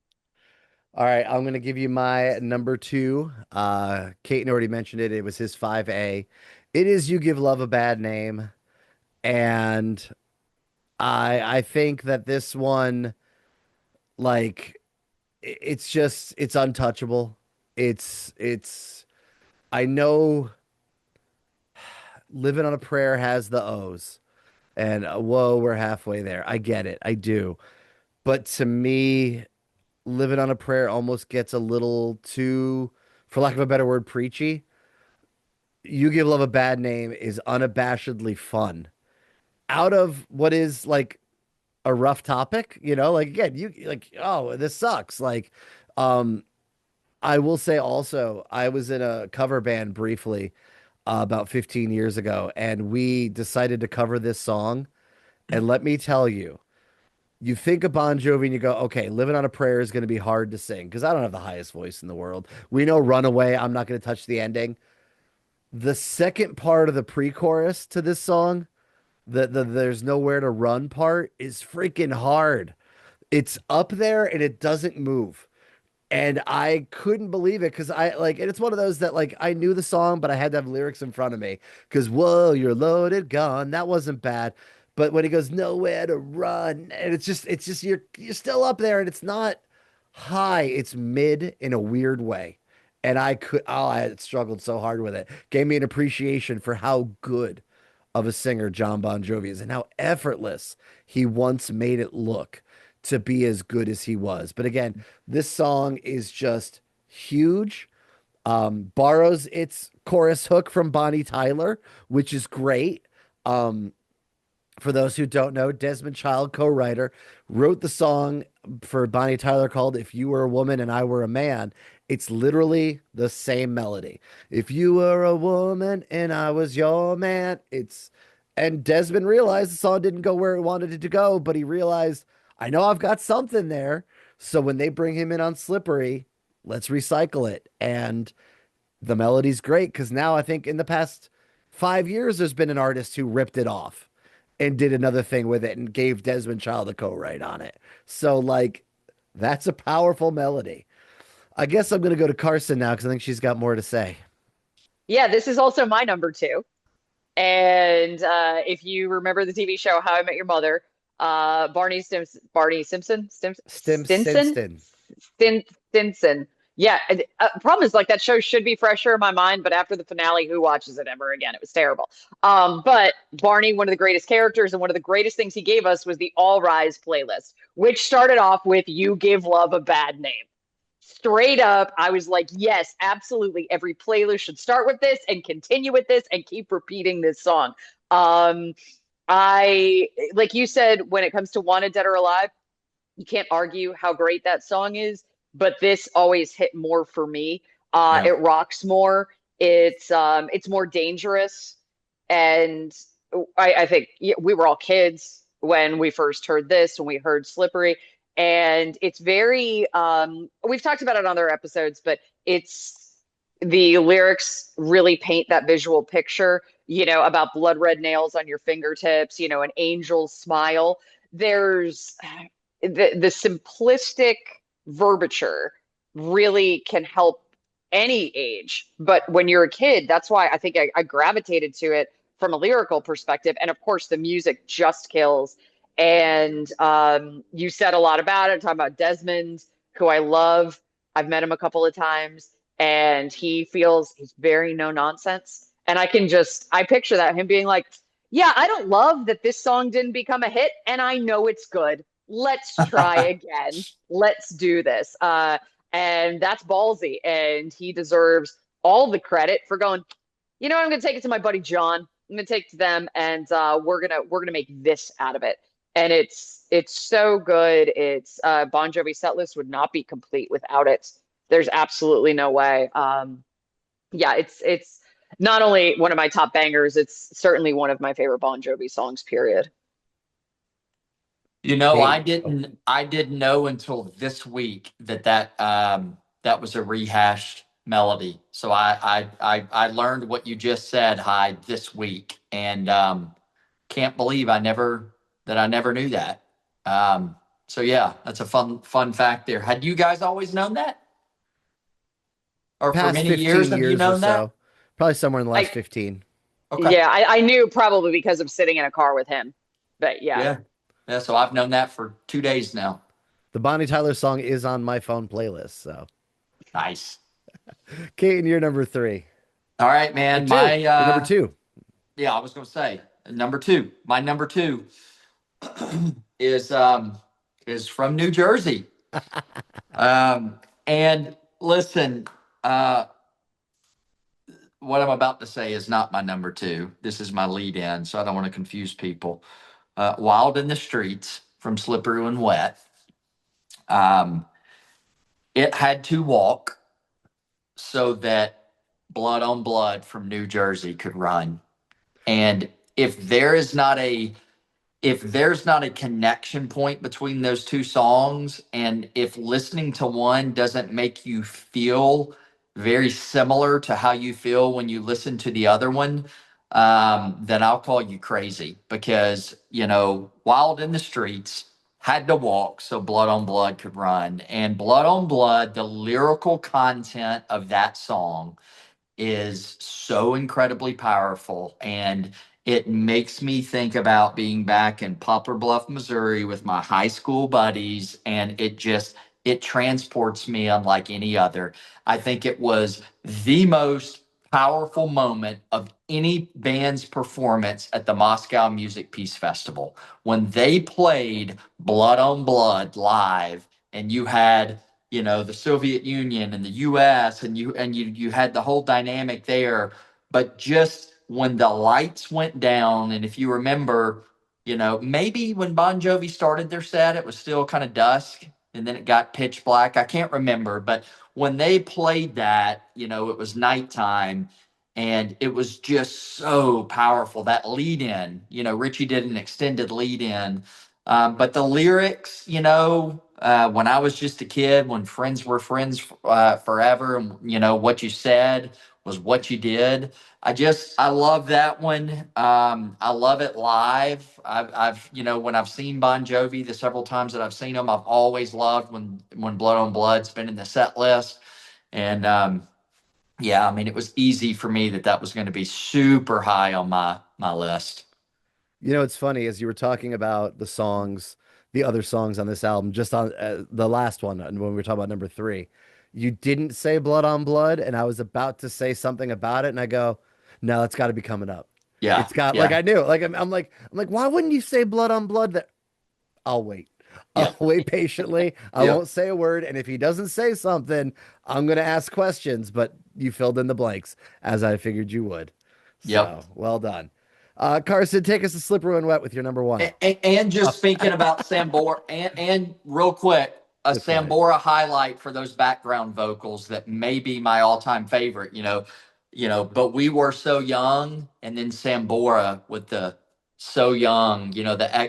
Ooh, are you kidding me? His background vocals are just top, top, top, top notch.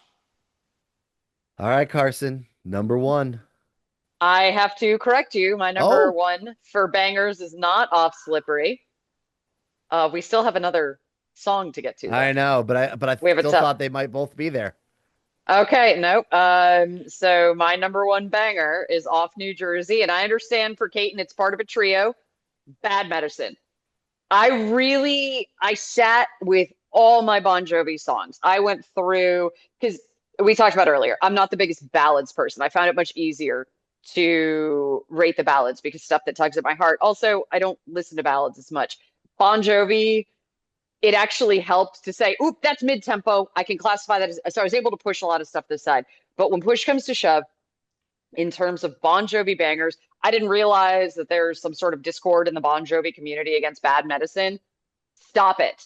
Stop it. Bad Medicine is with the staccato when they're all there stamping their feet. You can picture the video, the crowd's there for a Bon Jovi video shoot. They're getting cameras. But even without the video component, without just the bleached denim and the black leather jackets, no, that song, I love Bad Medicine so hard. It's very clever lyrically. I remember having to read the lyric sheet because I didn't understand a lot of pharmaceutical references and didn't actually catch everything John was saying. But I love everything about this song. It is, again, for me to say it's above You Give Love a Bad Name, that's pretty high praise for me. Mhm. So, like it's another chant along song that I love John saying, "Don't bore us, give us the chorus," so that it like starts out with Bad Medicine because he's like, no, why are we making you wait for the chorus? No, I'll give it to you right out of the gate. It's a quintessential Bon Jovi song in its spectacular Bon Jovi way, and leading out of the gate when it was the first release off New Jersey, this is exactly what everybody wanted. This is what we'd been waiting for, and they over delivered. What we knew we didn't want was just the same old music video, though. No, we wanted Sam Kinison. Is that what we want? No. Is this your favorite song written about finding out that your girlfriend was a hooker? um, I don't know actually, because I feel like there are other hooker songs, and so I'd really have to go back and rank them. Someday. So let's say a top three. A top three. Safely, we could say top three. Caton, you're number one. Janie Lane may argue that I Saw Red was his version of finding out your girlfriend's. I do love. I forgot about that earlier, or until you just said it. You're spot on though, and it's unique. I did always love the way Bad Medicine, like you said, they started out with the stinking chorus. It was so good. We're not even going to build up to it. We're just going to give it to you at the beginning. You're right. Not a lot of songs did that. You Give Well, Love a lay your Bad Name hands did it on too. me. You Yeah. give love a bad I name. was about to say, Bon But Jovi's again, pretty good at it. it's John's quote. Don't bore us, get to the chorus. And that always sticks in my brain. Well, it's funny. I've always liked this because one of the interesting things when you look back, as I'm a fan of old music, 30s, 40s, those songs that would have again been called pop songs at the time. The name of the song is usually the first thing you hear in the song. Like if the song is of course Moon I've River. got nothing here. It's the first thing you hear. If you name a song Blue Moon, it better be the first word you hear. And I've always thought that was interesting when I look at bands who still cop that. And I look at Welcome to the Jungle as being a song written as though it was a 40s song because it kicks right out. It's not the chorus, but it is the first thing you hear. Bon Jovi does it with a chorus. And I love that because, yeah, just hit me with your hook.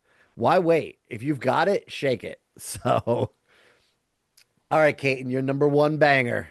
All right, man. My number one banger. I think this is going to surprise you. And I didn't give too much thought between, oh, could this be a ballad? I didn't really go there just because I didn't really care. I knew it was going to be a number one for me.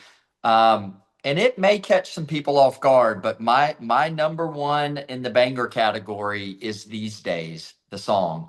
So I know you had it as a ballad. Yeah, it depends on how it grabs you, but what's most important is not, is this a banger or a ballad? Um, it's one of my favorite. I mean, this song means so much to me. I can remember. I said earlier, I can remember driving around my entire freshman year of college for an entire year, and this is what I had in my car. This is the CD that I played my entire freshman year of college, was These Days by Bon Jovi. And this song in particular, it just spoke to me at that like transition type period of life, and coming from high school to college. And I loved it. I loved the lyrical content. I loved, the piano fading in at the beginning and then Sambora layering in the guitars on top of it. um this song has always been probably the most kind of meaningful Bon Jovi song to me, for whatever reason. Some things you kind of can't describe. It's just, it was a moment in time, a moment in life. And like, I just so associate it with that album, and specifically that song, These Days. One of my favorite Bon Jovi lyrics is, when he talks about he just jumped and closed his eyes. He said, Mama, I gotta try. Don't you know that all my heroes died? I guess I'd rather die than fade away. And yeah, I mean, these days, number one in the bangers list for me. I love that we finally. I was waiting to see if we ever conflicted, and this one only makes ballad for me for a weird reason. And the reason is perfectly timed that you said it when you did, because I held it up against my number one song, because my number one song is decidedly mid tempo. So my number one banger, I had to sit there and say, okay, if I'm saying this is a banger, anything higher than it stays in banger and anything lower than it goes ballad. Okay. So this became my benchmark because it was my number one. And these days felt just a little slower, not by a lot. And I don't, and again, this is a walk and run situation, perhaps. But to me, and because I'm me, I'm going bonus tracks. Someday I'll be Saturday night. I mean, again, this one, if it wasn't for the hey man, I can't guarantee. And the hey, hey, hey, that's what puts it in a rocker category for me. So these days I feel is not as rocking as that. Yeah. I think that's fair. Again, not a negative on the song. It's just that's how it got shuffled where it did. But it's because I had that benchmark. Whereas these Yeah. days probably was your benchmark. Like it became different. Yeah.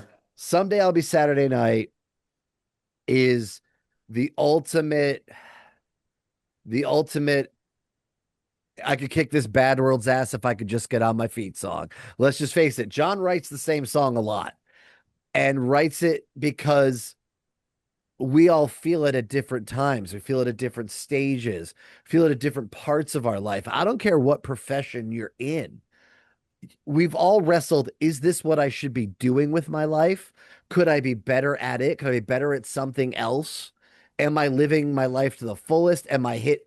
Like it's all the deathbed songs. It's the songs that when you look back and go, is this how I live my life correctly? It's my life, whatever. Someday I'll be Saturday night has just always done it for me. It's screaming out into the dark world. When it starts that way. Again, to John's credit, we start with the chorus.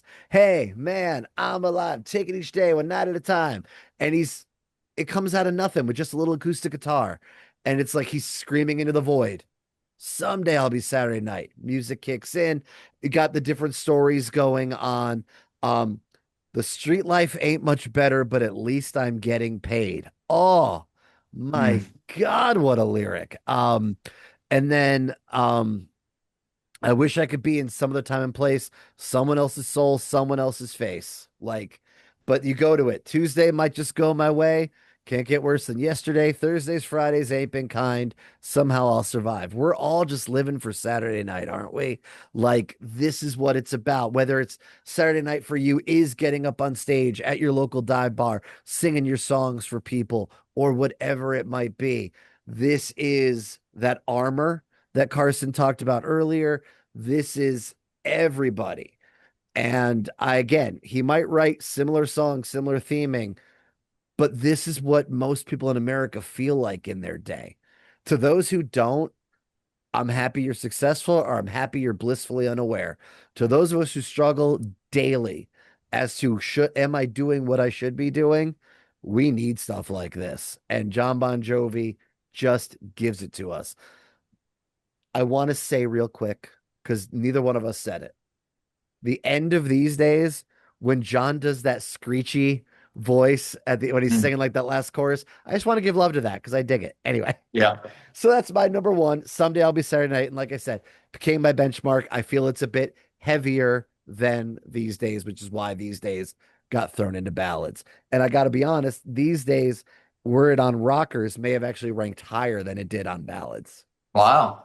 I Yeah. understand what you're saying. I love the shared love for that. I don't know honestly that we've ever really had that conversation that much over the years. So it's Nope. kind of fun to have that with you. I always say before we get into our ultimates, I always say that Bon Jovi is the band I take for granted.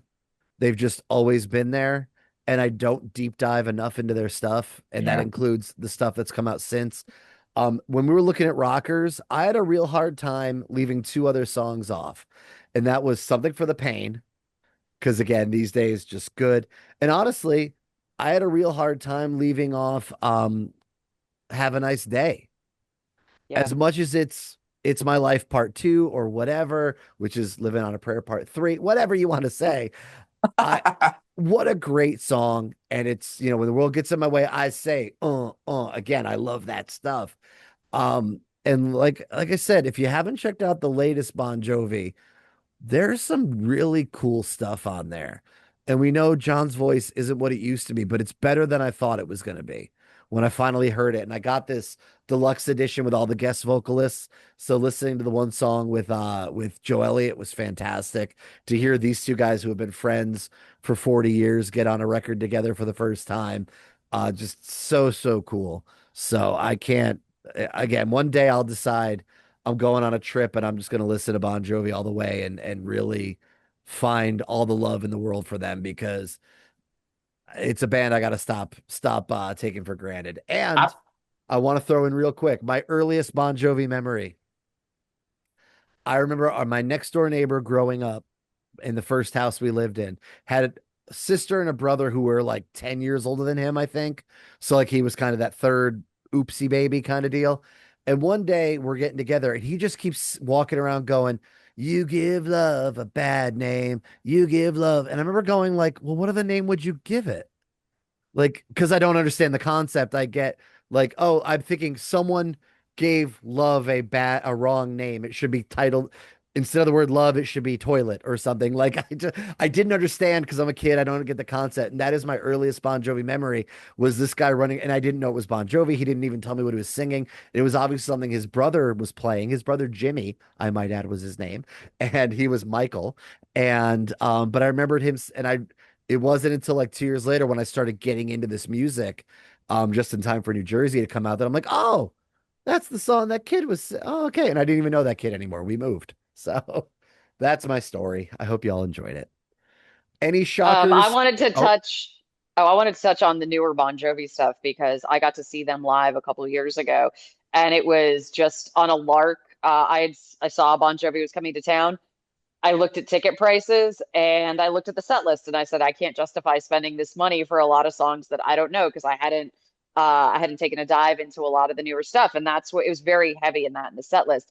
And one of the radio stations that my show is on, and the general manager sends me an email and she was like, "Hey girl, I heard you might be kind of a rocker.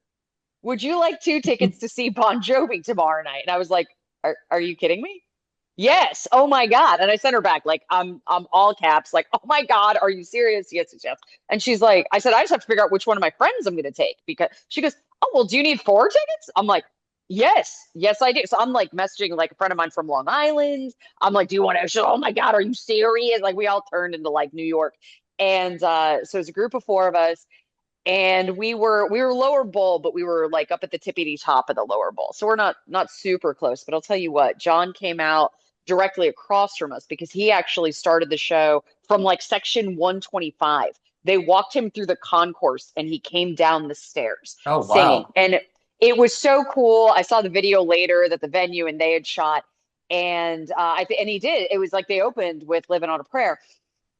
And all that to say that he did that, and immediately it was, yeah, I know John's got vocal issues. Yeah, I understand the set list was heavy on a bunch of stuff I didn't know. You know, it didn't matter any of that because we are sitting in front of one of our truly great rock stars.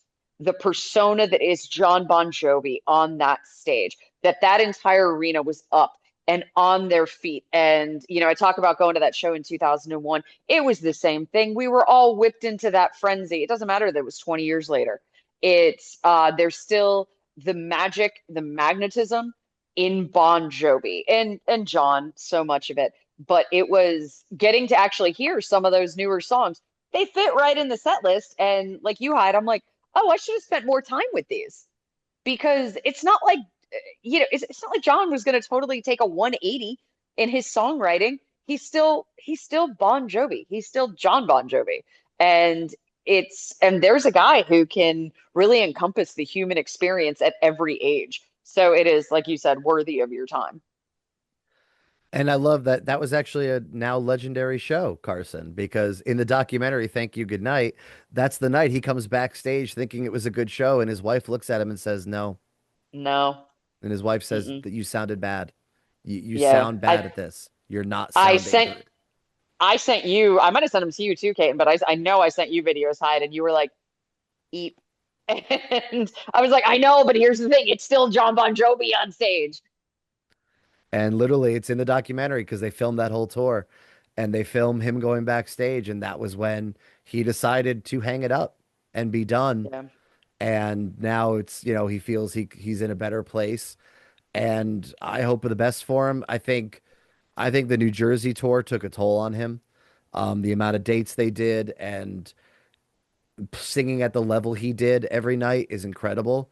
And then we talk about Young Guns too. And Caton, you said it might have been his best singing ever. And then Keep the Faith always. By the time we hit these days, it's sounding different. And it's good, but it sounds different. And then every album thereafter, it doesn't sound the same. And that's okay. Many vocalists don't.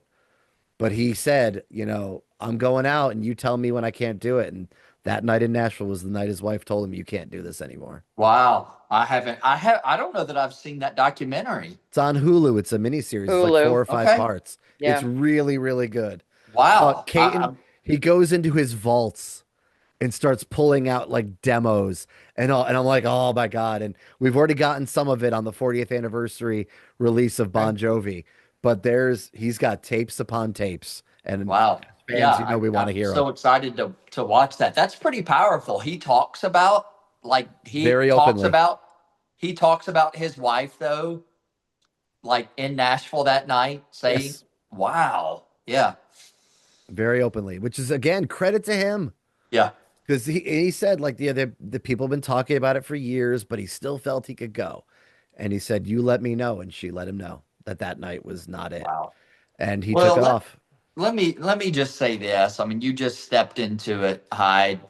So and I didn't even know if we would step into that, but let me just say this. I mean, the guy has nothing left to prove. And I agree with Carson that, not in not a single video that I saw of that last tour was he still not giving it his all. And he wasn't phoning it in. And yes, there were some vocal challenges there.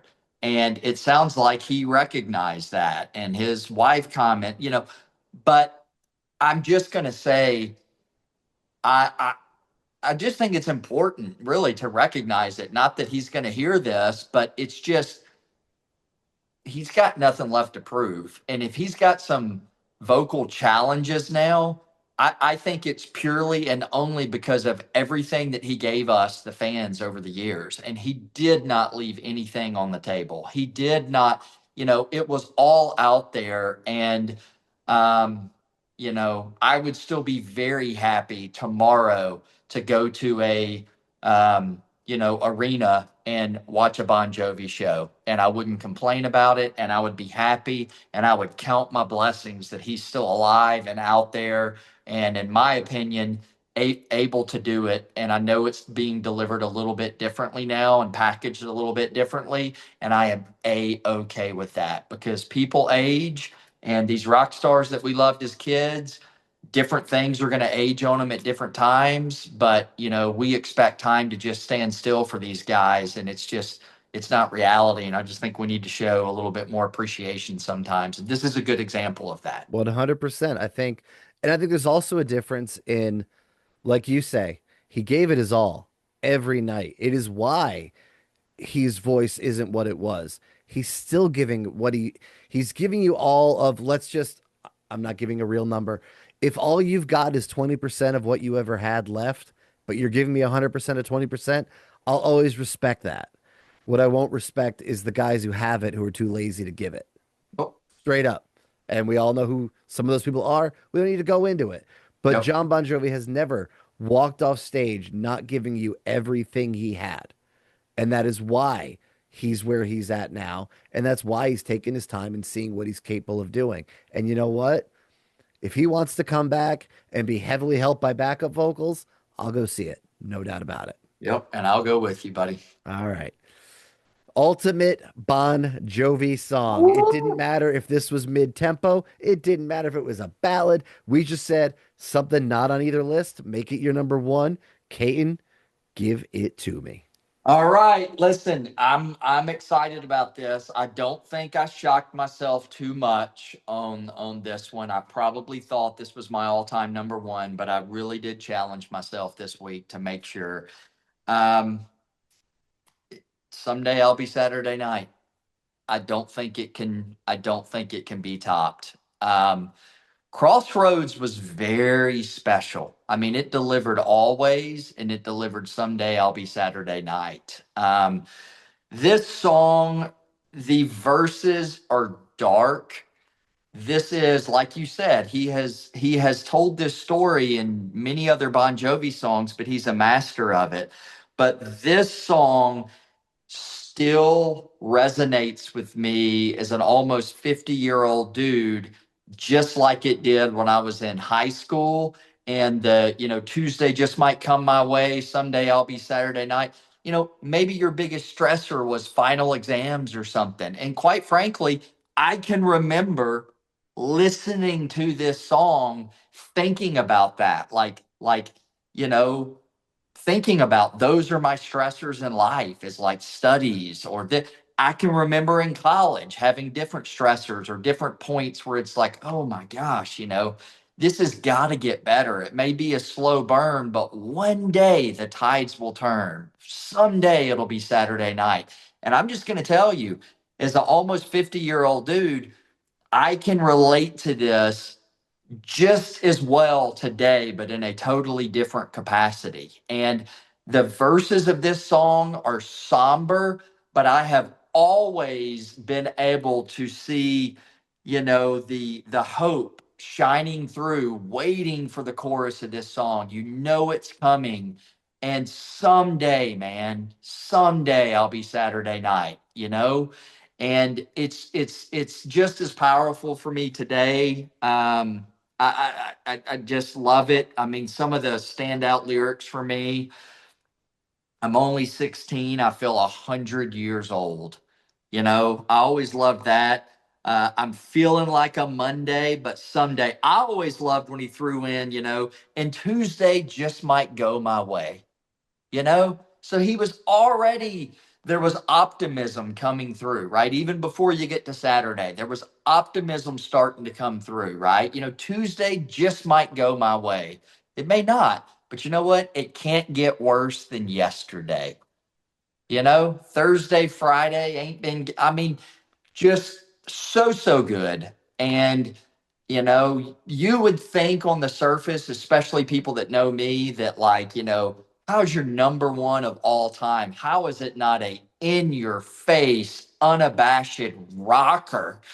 And this isn't, right? This is more of a mid tempo. But this takes the cake for me as the all time number one, my favorite Bon Jovi song. Someday I'll be Saturday Night.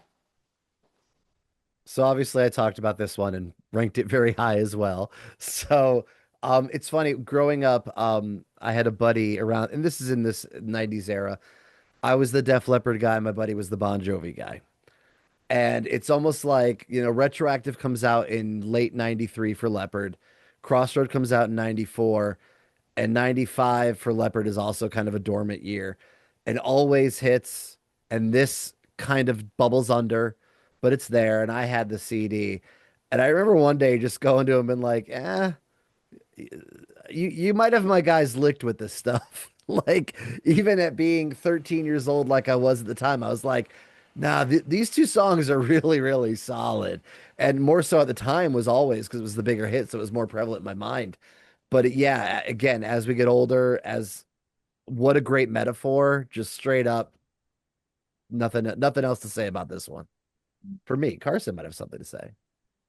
No, it's a spectacular song, and it's so funny that you put it in bangers because I had it in mids, and otherwise it would have been in my top five mids. Spoiler if we do that episode. Fair So, enough. Well, Caton, you said we're shocked. People will be shocked that it wasn't a loud in your face rocker. So Carson, why don't you give us one of those? okay, so my number one is indeed Off Slippery, and we've talked about Tommy and Gina and Bobby and Danny. I'm talking about Joey. I'm talking about Wild in the Streets. It's very hard. There's another song that I would put in a mid tempo that definitely battled this for number one.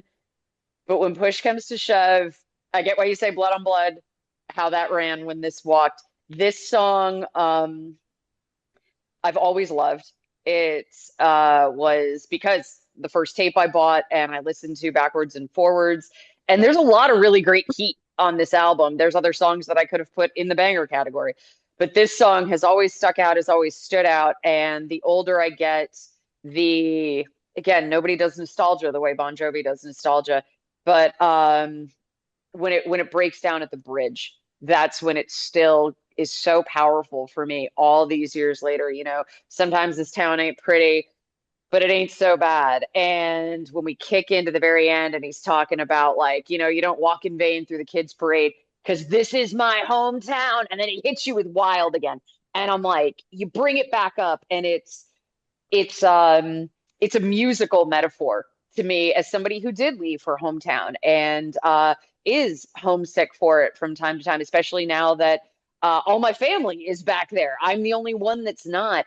And was I ever wild in the streets? No, I was a rule follower and I was a dork. But Mild in the you know, streets. I was very mild in the streets. But it resonates with me on that. Just I had to get away. Not that I think I always loved where I was from, but I had to get away to really appreciate it and love it. But also I'm not, I don't think I'm rose-colored glasses for it. I think I'm very aware of warts and all. And this coupled with Wild in the Streets is such a big song. And when they play it live, it's so good. And it's such a wonderful coming together lyrically, musically, the nostalgia, the wistfulness, the painting of that cinematic picture of sneaking out the bathroom window to go be with the guy. Daddy's gonna get mad about it, so we'll keep it from him. Just it's that living on the edge of high school danger. It's not true danger. It's before we knew what danger was. It's before we knew what the Yeah. real world was. And you still, even in those, it ain't pretty, but it's still not ugly. And I think it's always, it may not be 100%, but you're never less than 50. And that song conveys that with, at least I'm very fortunate. That's how I grew up. And that's how I look, on my formative years. I'm actually shocked. This is not what I Mm. thought was gonna be your favorite. Okay. I was in my brain. Did you I'm think it shocked. was another song off Slippery? Yes, no, without Okay. 100%. I Yeah. was expecting Raise Your Hands. Yep. I was teetering. I was teetering, and that could have also made the bangers. That's what I was talking about. And I go, raise your hands. I will argue there's no more fun song live with Bon Jovi than Raise Your Hands. That's where I talk about you're going to church when he sings that. And I love that song um very, very, very much. But when I start, this is what killed me. If you had asked me to do this blind and not listen to Bon Jovi, this would have been in the top five bangers, no question. It was when I started to really go back, not just listen to lyrics, but like Caton, you were talking about you give love a bad name and how like you misheard the lyrics or you. I'm terrible with lyrics. Like that is well known in my family. I am awful. So I would pull up the lyrics every time I was listening to these songs, and it made me realize the depth of the lyrics. And while Raise Your Hands musically and from an all rise perspective, yes, it is top, top, top, top, top. Lyrically, it is not as complex as everything else I put on my list. I get it. Still, I I, want it. It would have been a top seven. It absolutely would have been. I'm shocked there was no Let It Rock on anybody's list. I'm like, there's Yeah, some there's some interesting good. things. Yeah. Obviously, That, we didn't do top 15 this time. We could have had some different results, but Did well, if did you hadn't made me do ballads, this would have been a whole like I could have picked five other bangers with that would have topped almost every ballad for me. that's Like why the I'll tell you challenge is flat out, I there. know we talked about it a little bit, but like Never Say Goodbye. If we had just done a straight top 15 Bon Jovi songs, I'm not gonna tell you that'd be in my top 15 Fair. because while what the feelings and emotions it pulls out of me, I don't always go to music for that. So, but as ballads go, is pretty dope. yeah. Did I'll tell you another great ballad? Just we're just kind of shooting the breeze We now. I are. mean, Without Love, Without Love on Mm-hmm. Slippery. Yep. Hmm. Man, that was so good. Did that make anybody's list? Nope. Yeah, that was so good. And I'll tell you an honorable mention. Have you done your number one all time, Hyde? No, he No. hasn't. Oh, sorry. I thought sorry. I feel like I know what it is. Yeah, I'll be quiet. Sorry, I was thinking for some reason. Yeah, okay.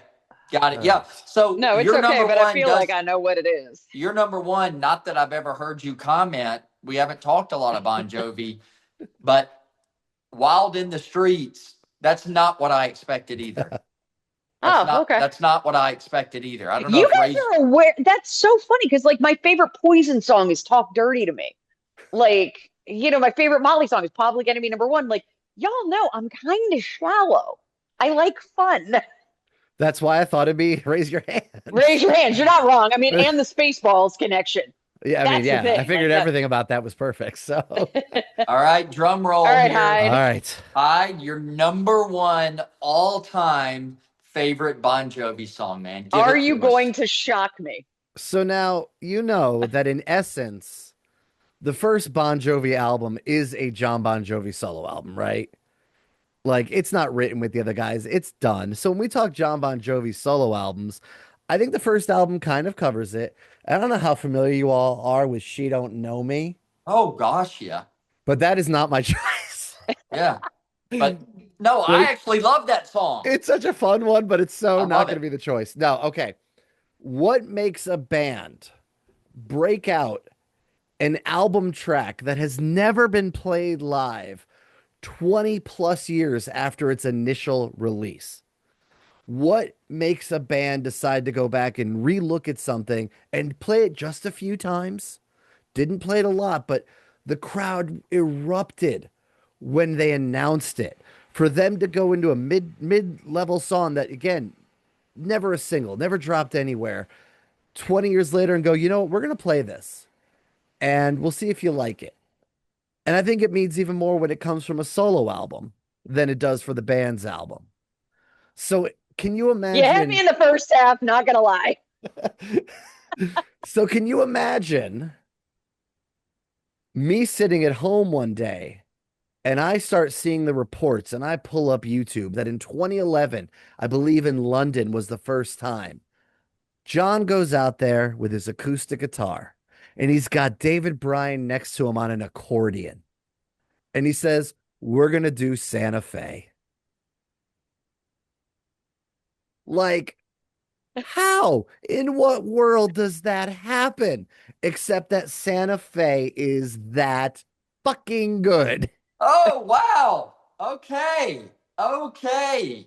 So you actually called it, Caton, when I said that. You're like, well, it Wow. could be your ultimate, and you were 100% on. I didn't mean to steal your thunder. No, no, I had Oh we've my God, Caton, I have heard him talk about Santa Fe for so long.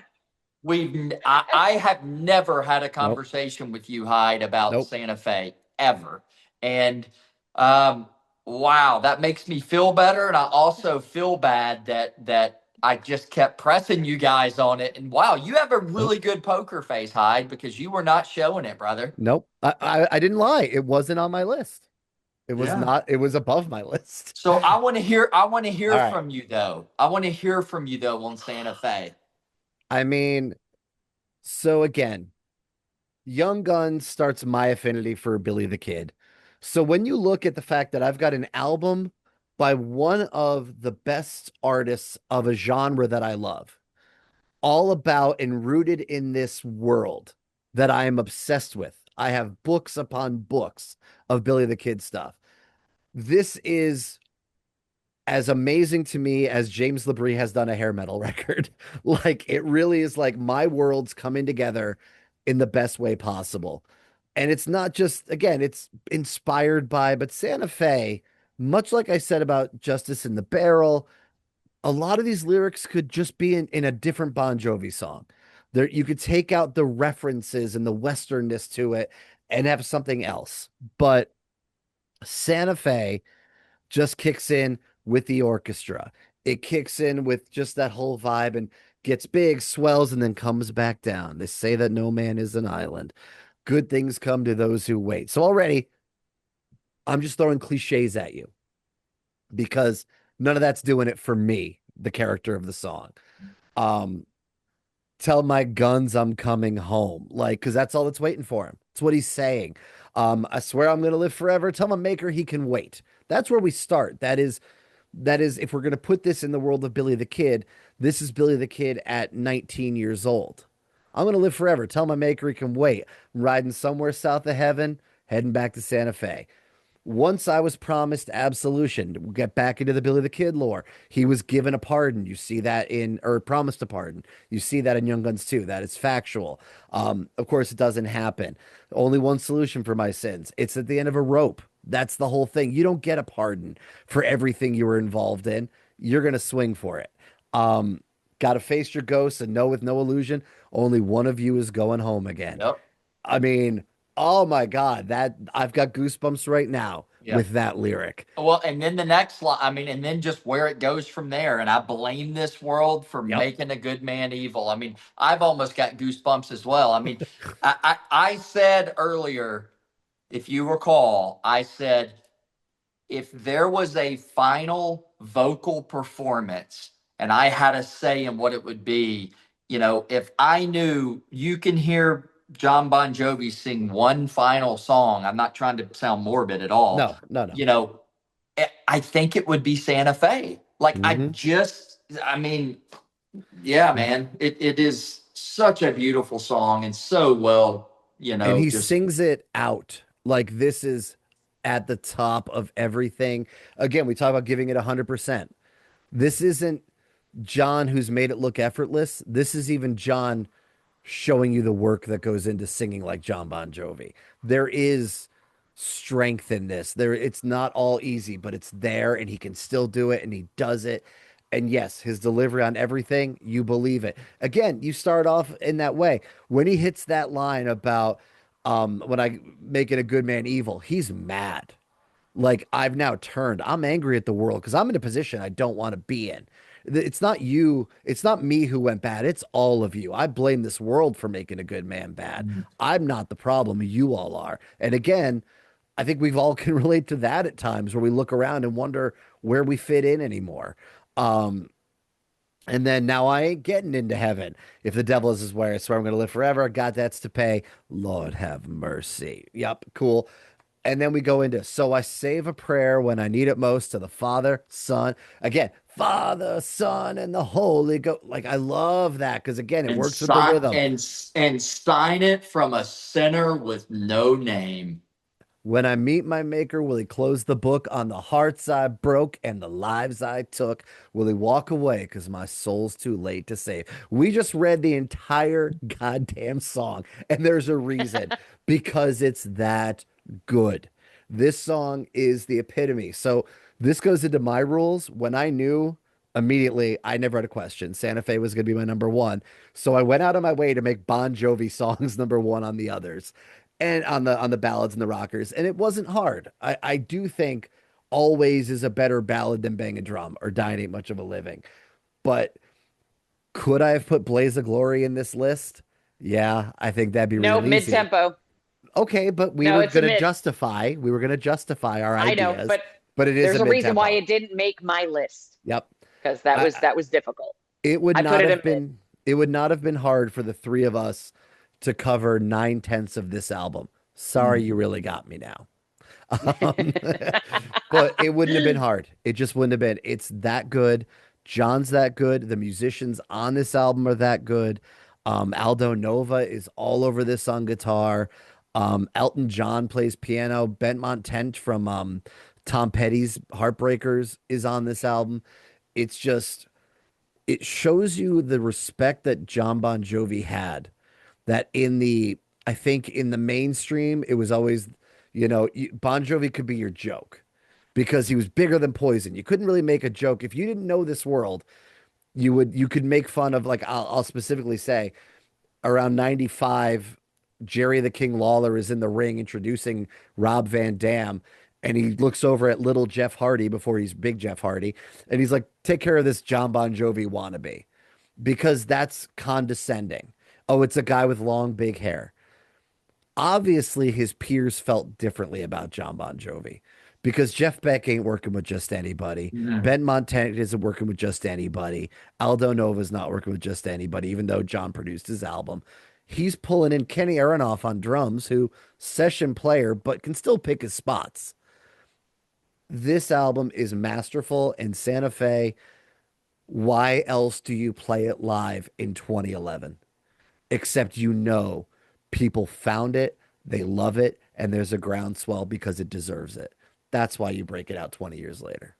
Yeah, I can't wait to go watch YouTube videos tonight when we stop recording because I didn't know that him and Dave, I didn't know that they played that live, and I can't wait to see what you just described. It makes me really happy, seriously, like that you because this song's so powerful. Like I can't I was struggling to understand like how do they not share my passion for this? Like this is the best fun. So yeah, I said it before. It would have gone much higher on my list if I didn't set those self-imposed ground rules on myself. It absolutely would have been number one on the ballad list if I would have not set those rules, and could have easily been where you just placed it, Hyde. It's whoo, yeah. I've been holding that in for an hour and a half. So I don't know how you did it. I don't know how you did it. And you shocked me. I didn't read the tea leaves at all. So yeah. like when you were doing kind of your build up there, I'm like, what song's he talking about that they brought back out? And accordion. What is he? When you said it, I was floored when you said Santa Fe. In fact, when we watch this back, you'll see there's a little bit of delay You on did my delay. reaction because I was like, is he telling a story and he's gonna get, is this a lead in to his number one? Because I didn't think it was Santa Fe. So a very sincere element of surprise there on my part. But yeah, man, I think you maybe got it right. I think Carson and I maybe got it wrong. I think you maybe got it right tonight, buddy. Look, I think we all know that as we get older, Wild in the Streets just makes more sense to us. So So Don't hate. anyway. But there you go. The three definitive songs are Someday I'll Be Saturday Night, Santa Fe, and Wild in the Streets. So open up and say, Pod, what are your definitives? Give us your five ballads, your five rockers, your ultimate Bon Jovi song, whatever you want. Throw it in the comments. And we can't wait to see what you think because Bon Jovi should be celebrated at all times.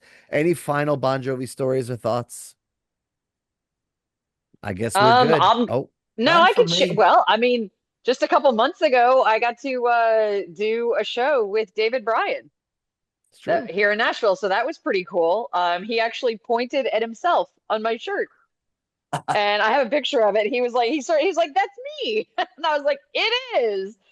So that was like, boy, that was a cool ass moment. They were like, "Hey, do you want to host this show?" Was that the And comedy show, Carson, or yeah, it am I was the thinking about? comedy show. Yeah, it was. It's called Punchlines and Backlines, and it's comedians who are kind of affiliated with the rock world, and then also rock stars who get up and tell stories, and are pretty humorous about it. So they had Reb Beach on the bill from Winger and Whitesnake and Dawkins, and I was like, "You had me at Reb Beach." And then 2 days before, they're like, "Hey, yeah, we talked to David Bryan. He's in," because it was at John Bon Jovi's bar. That's where we were hosting the show, and I was like, are y'all serious? Like somebody from Bon Jovi? Like that's again, Red Beach love, right? Like it was super excited to get to like meet him and work with him. But like, oh, oh, this is a member of Bon Jovi who then sat up there with his keyboard and just started like playing it. He was playing me on and off stage. Like that's wild in the streets. So it Yes. was yeah, it was cool. Also, there was a time where John and Richie were spending a ton of time in Nashville. It was like 2006, 2007. And I'll never forget, I did nights at the radio station. My boss calls me. He was at the sushi place, fancy sushi place called Virago. And he's like, "Yeah, we're Virago. And John and Richie are sitting at the booth behind us." And I was like, "Okay, I'm coming." And he's like, "No, you're on the air." And I was like, "The hell I am." And I didn't. I was, but so I get on the air and I'm like, straight up, I was like, "Hey, Nashville, you know, like John Bon Jovi and Richie Sambora are in town. If you want to know where they're at, call me and I'll tell you." Oh, wow. I didn't That is actually tell great. anybody, That is great. Blew up but their yeah, spot. it was, but it was cool. And but yeah, that like honestly, that whole getting to share a stage with David Bryan was definitely a highlight of 2025 for me. That's amazing. That's I want amazing. to. I do want to correct something that, of course, our audience doesn't know about, but it is something between us all. You had sent me a text, Caton, talking about Alec John Such bass parts and how good he was, and I had made the mistake that Hugh McDonald had played almost everything, and that is not true. He's kind of like Chuck Wright was with Quiet Riot. He's in here and there. He plays on Living on a Prayer, but that's the only thing he does like on Slippery. And I don't think he touches New Jersey. So everything else you hear is Alec. But Okay. even like I think Keep the Faith, he starts coming back around. But Yeah. like Yeah. I he's think. in there intermittently. He's all over the Okay. first album, obviously. But I think Alec from like does the bulk of 7800 to Okay. Keep the Faith. So and again, with Alec no longer being with us, I wanted to make sure we give him his due. Yeah. Like I said, I have video. Bon Jovi was great at selling the seats behind the stage. And I went in 2013 and was behind the stage for it. What it gave me was an amazing view of Tico Torres playing Keep the Faith. And so I filmed it with my camera. That is complicated. It's all over the place. And I'm marveling at just how good he's keeping that. So I'm literally just filming the back of a drummer because I'm in awe. So, so good. Again, every musician, past and present with Bon Jovi, is there for a reason, and it's incredible to see. Yeah. Also, you said that was Uh, the only time you saw Bon Jovi? No, I realized I misspoke. I've seen him twice. Because didn't you go to the Fleet Center? Yes, I did. Didn't we go in On the Boston? Yeah. Crush, no, not Crush, Bounce tour. Bounce tour. Yeah. Which I was like, because I was like, every day almost made my list. That's yeah, such a that's good a good song. song too. Yeah. yeah. Even Who Says You Can't Go Home should have made my list. That's dude, that was I'm like, can I sneak that in a mid? Because I do love that song and I listen to it more than you would think. Yeah, it's good. Yeah. And see, I didn't. I on this list, I sent a few questions for people listening. I sent a few questions this week to Carson Hyde and was like, hey, is this a ballad? Because it's not a rocker. So, and then just today I said, man, like we need a mid category. The Bon Jovi is the king of mid tempo. I kept my mids in these lists. I kept them in here, but I just want to say this. You know, I had I had more fun and there was more enjoyment, I think, preparing for this episode than maybe some of the others because I felt like what Hyde said 30 minutes ago. Like I was almost I haven't. I've taken Bon Jovi for granted. Like Poison songs and Motley Crue songs. Like I don't have to really revisit those too much. They are in my DNA. They are running through my veins. And Bon Jovi songs, I'm equally as familiar with, but like, they were not in my. They were not just one of my top bands, right? Poison, Motley Crue, and so some of these, it has been a while and little things just to show appreciate little things like I sent Hyde a note this week and I just said, man, like holy smokes, I didn't realize what a good like Alec really is contributing to this particular song. Don't even remember what song it was that I sent him that, but like that's what grabbed me when I was listening to that was his bass playing, and I was like, wow, I never appreciated that as a kid. And so there's a lot of these songs that just going back, I had a lot of fun, maybe more fun, and it did. I agree with your sentiment. Like I got to the end of this and I was like, I I don't know if I'm done with my deep dive on Bon Jovi. This was fun. Like, and just yeah, we shouldn't take them for granted because man, they were just hit after hit after hit. And even if they weren't a hit, they were just songs that could have been hits. So yeah, this was a blast, guys. Always, like I said, leave it in the comments. Let us know. Until next time.